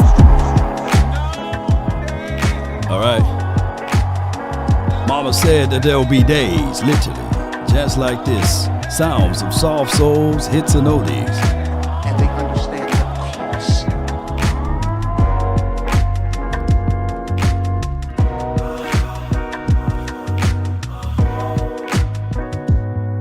Yep. Take a drag of my cigarette. Breathe me out. Breathe you in. Yeah. Take a bite of my burger, babe. Save the last bite for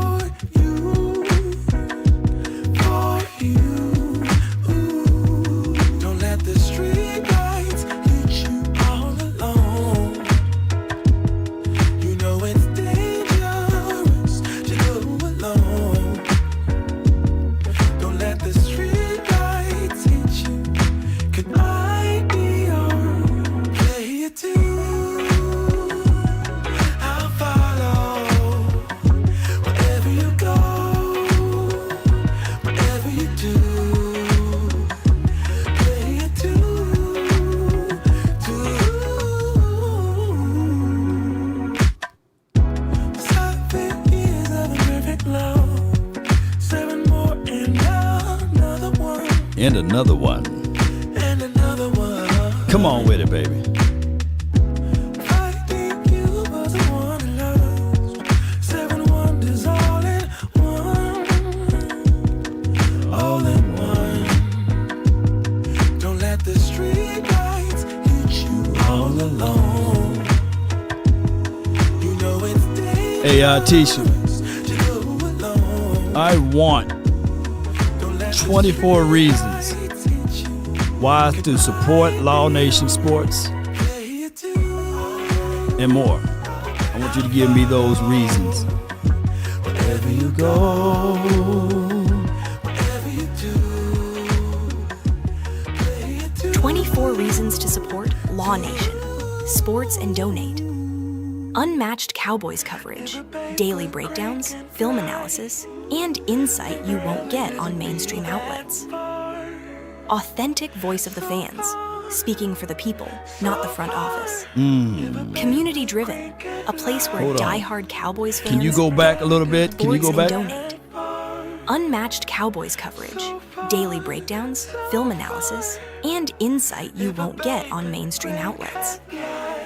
Authentic voice of the fans, speaking for the people, not daily breakdowns, film analysis, and insight you won't get on mainstream outlets. Authentic voice of the fans, speaking for the people, not the front office. Community driven, a place where diehard Cowboys fans gather, debate, and celebrate together. Live play-by-play commentary, real-time reactions, energy, and passion during every Cowboys game. Breaking news updates. Be the first to know about trades, signings, and injuries. Film study sessions. Deep dive into X's and O's to truly understand the game. Exclusive interviews.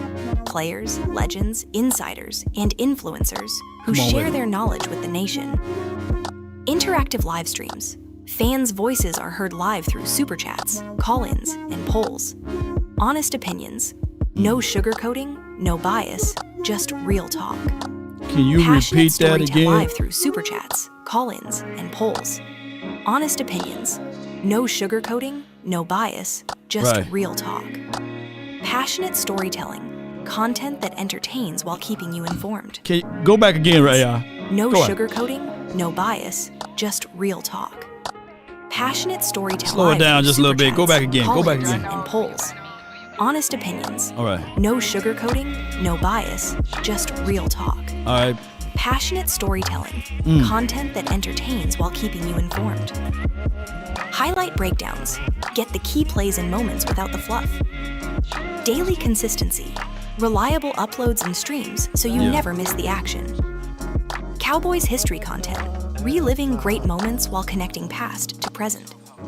Accountability for the front office. Holding ownership and management to the standard of winning.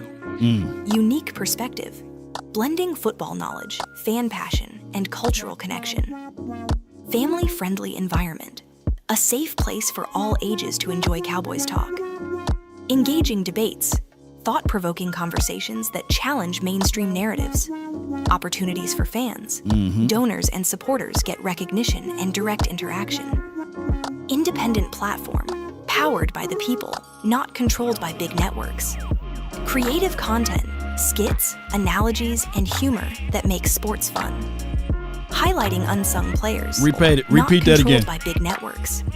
Creative content. Repeat that one skits, more time now. analogy, and direct interaction. Independent platform, powered by the people, not controlled by big networks.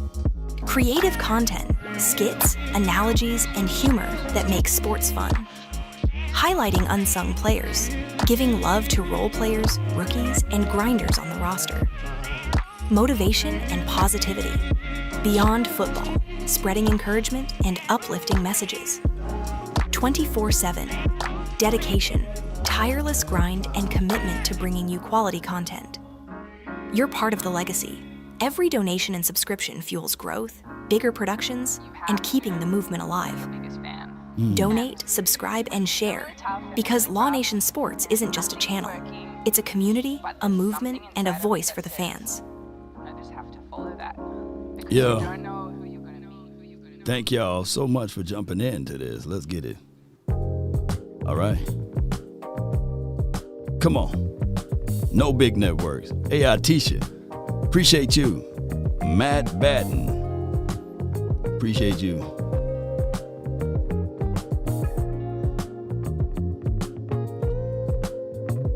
Yeah. All right. I cannot say what's wrong or right. All right. It's not hard to fool. Law Nation Sports is more than just football talk. It's passion, energy, and a vibe you can't ignore. The voice, the flow, the grind, it's sexy in its own way.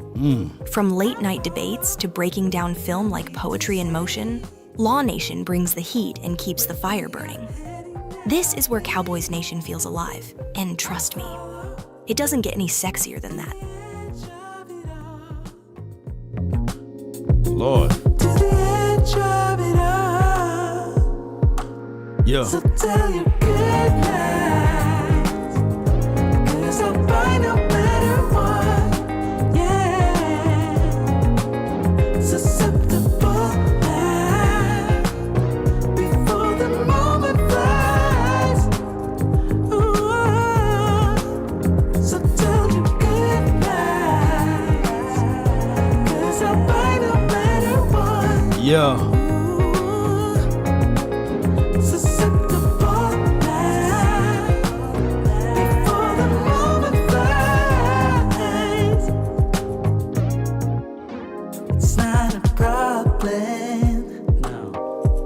I know what I'm getting into. Yes. Yeah. And nothing can stop me.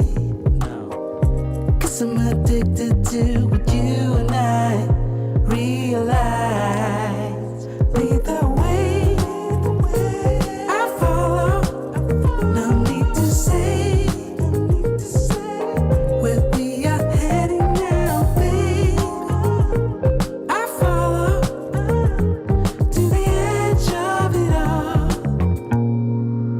So tell your good night, 'cause I'll buy no matter what, yeah. Susceptible now, before the moment flies, before it flies. Law Nation Sports, the voice that makes football irresistible. Sharp takes, smooth delivery. Law Nation stays sexy. Football with flavor, only at Law Nation Sports. Law Nation, turning Cowboys talk into pure attraction. The game's hot, but Law Nation makes it hotter.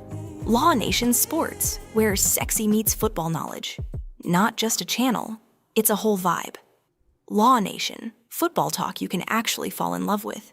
Smooth voice, strong takes, sexy energy.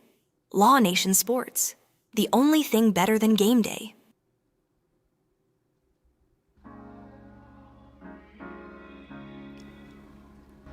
No, boy. You have to be your biggest fan. And when things are really tough and they're really rough and nothing's working, but there's something inside of you that says, I just have to follow that. Because you don't know who you're going to meet, who you're going to meet, who you're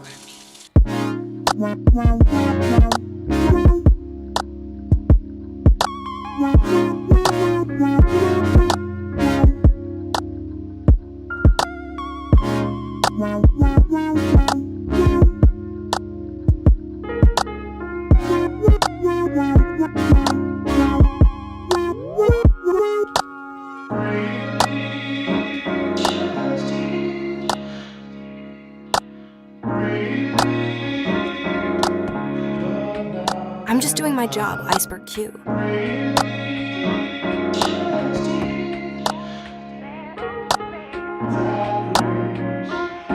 Because you don't know who you're going to meet, who you're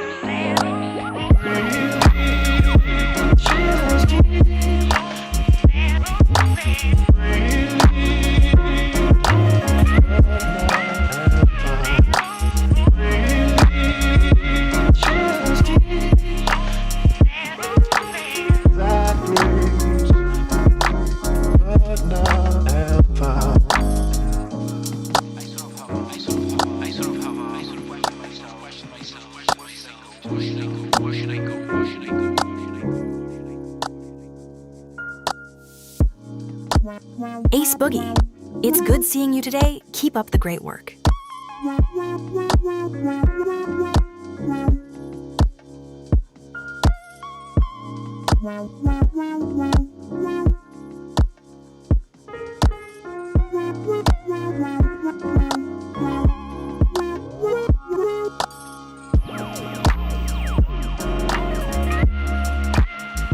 Newhouse Regulators. I see you too.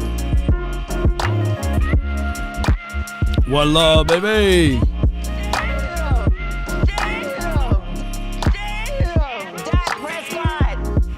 Until next time, DC for life, not for short.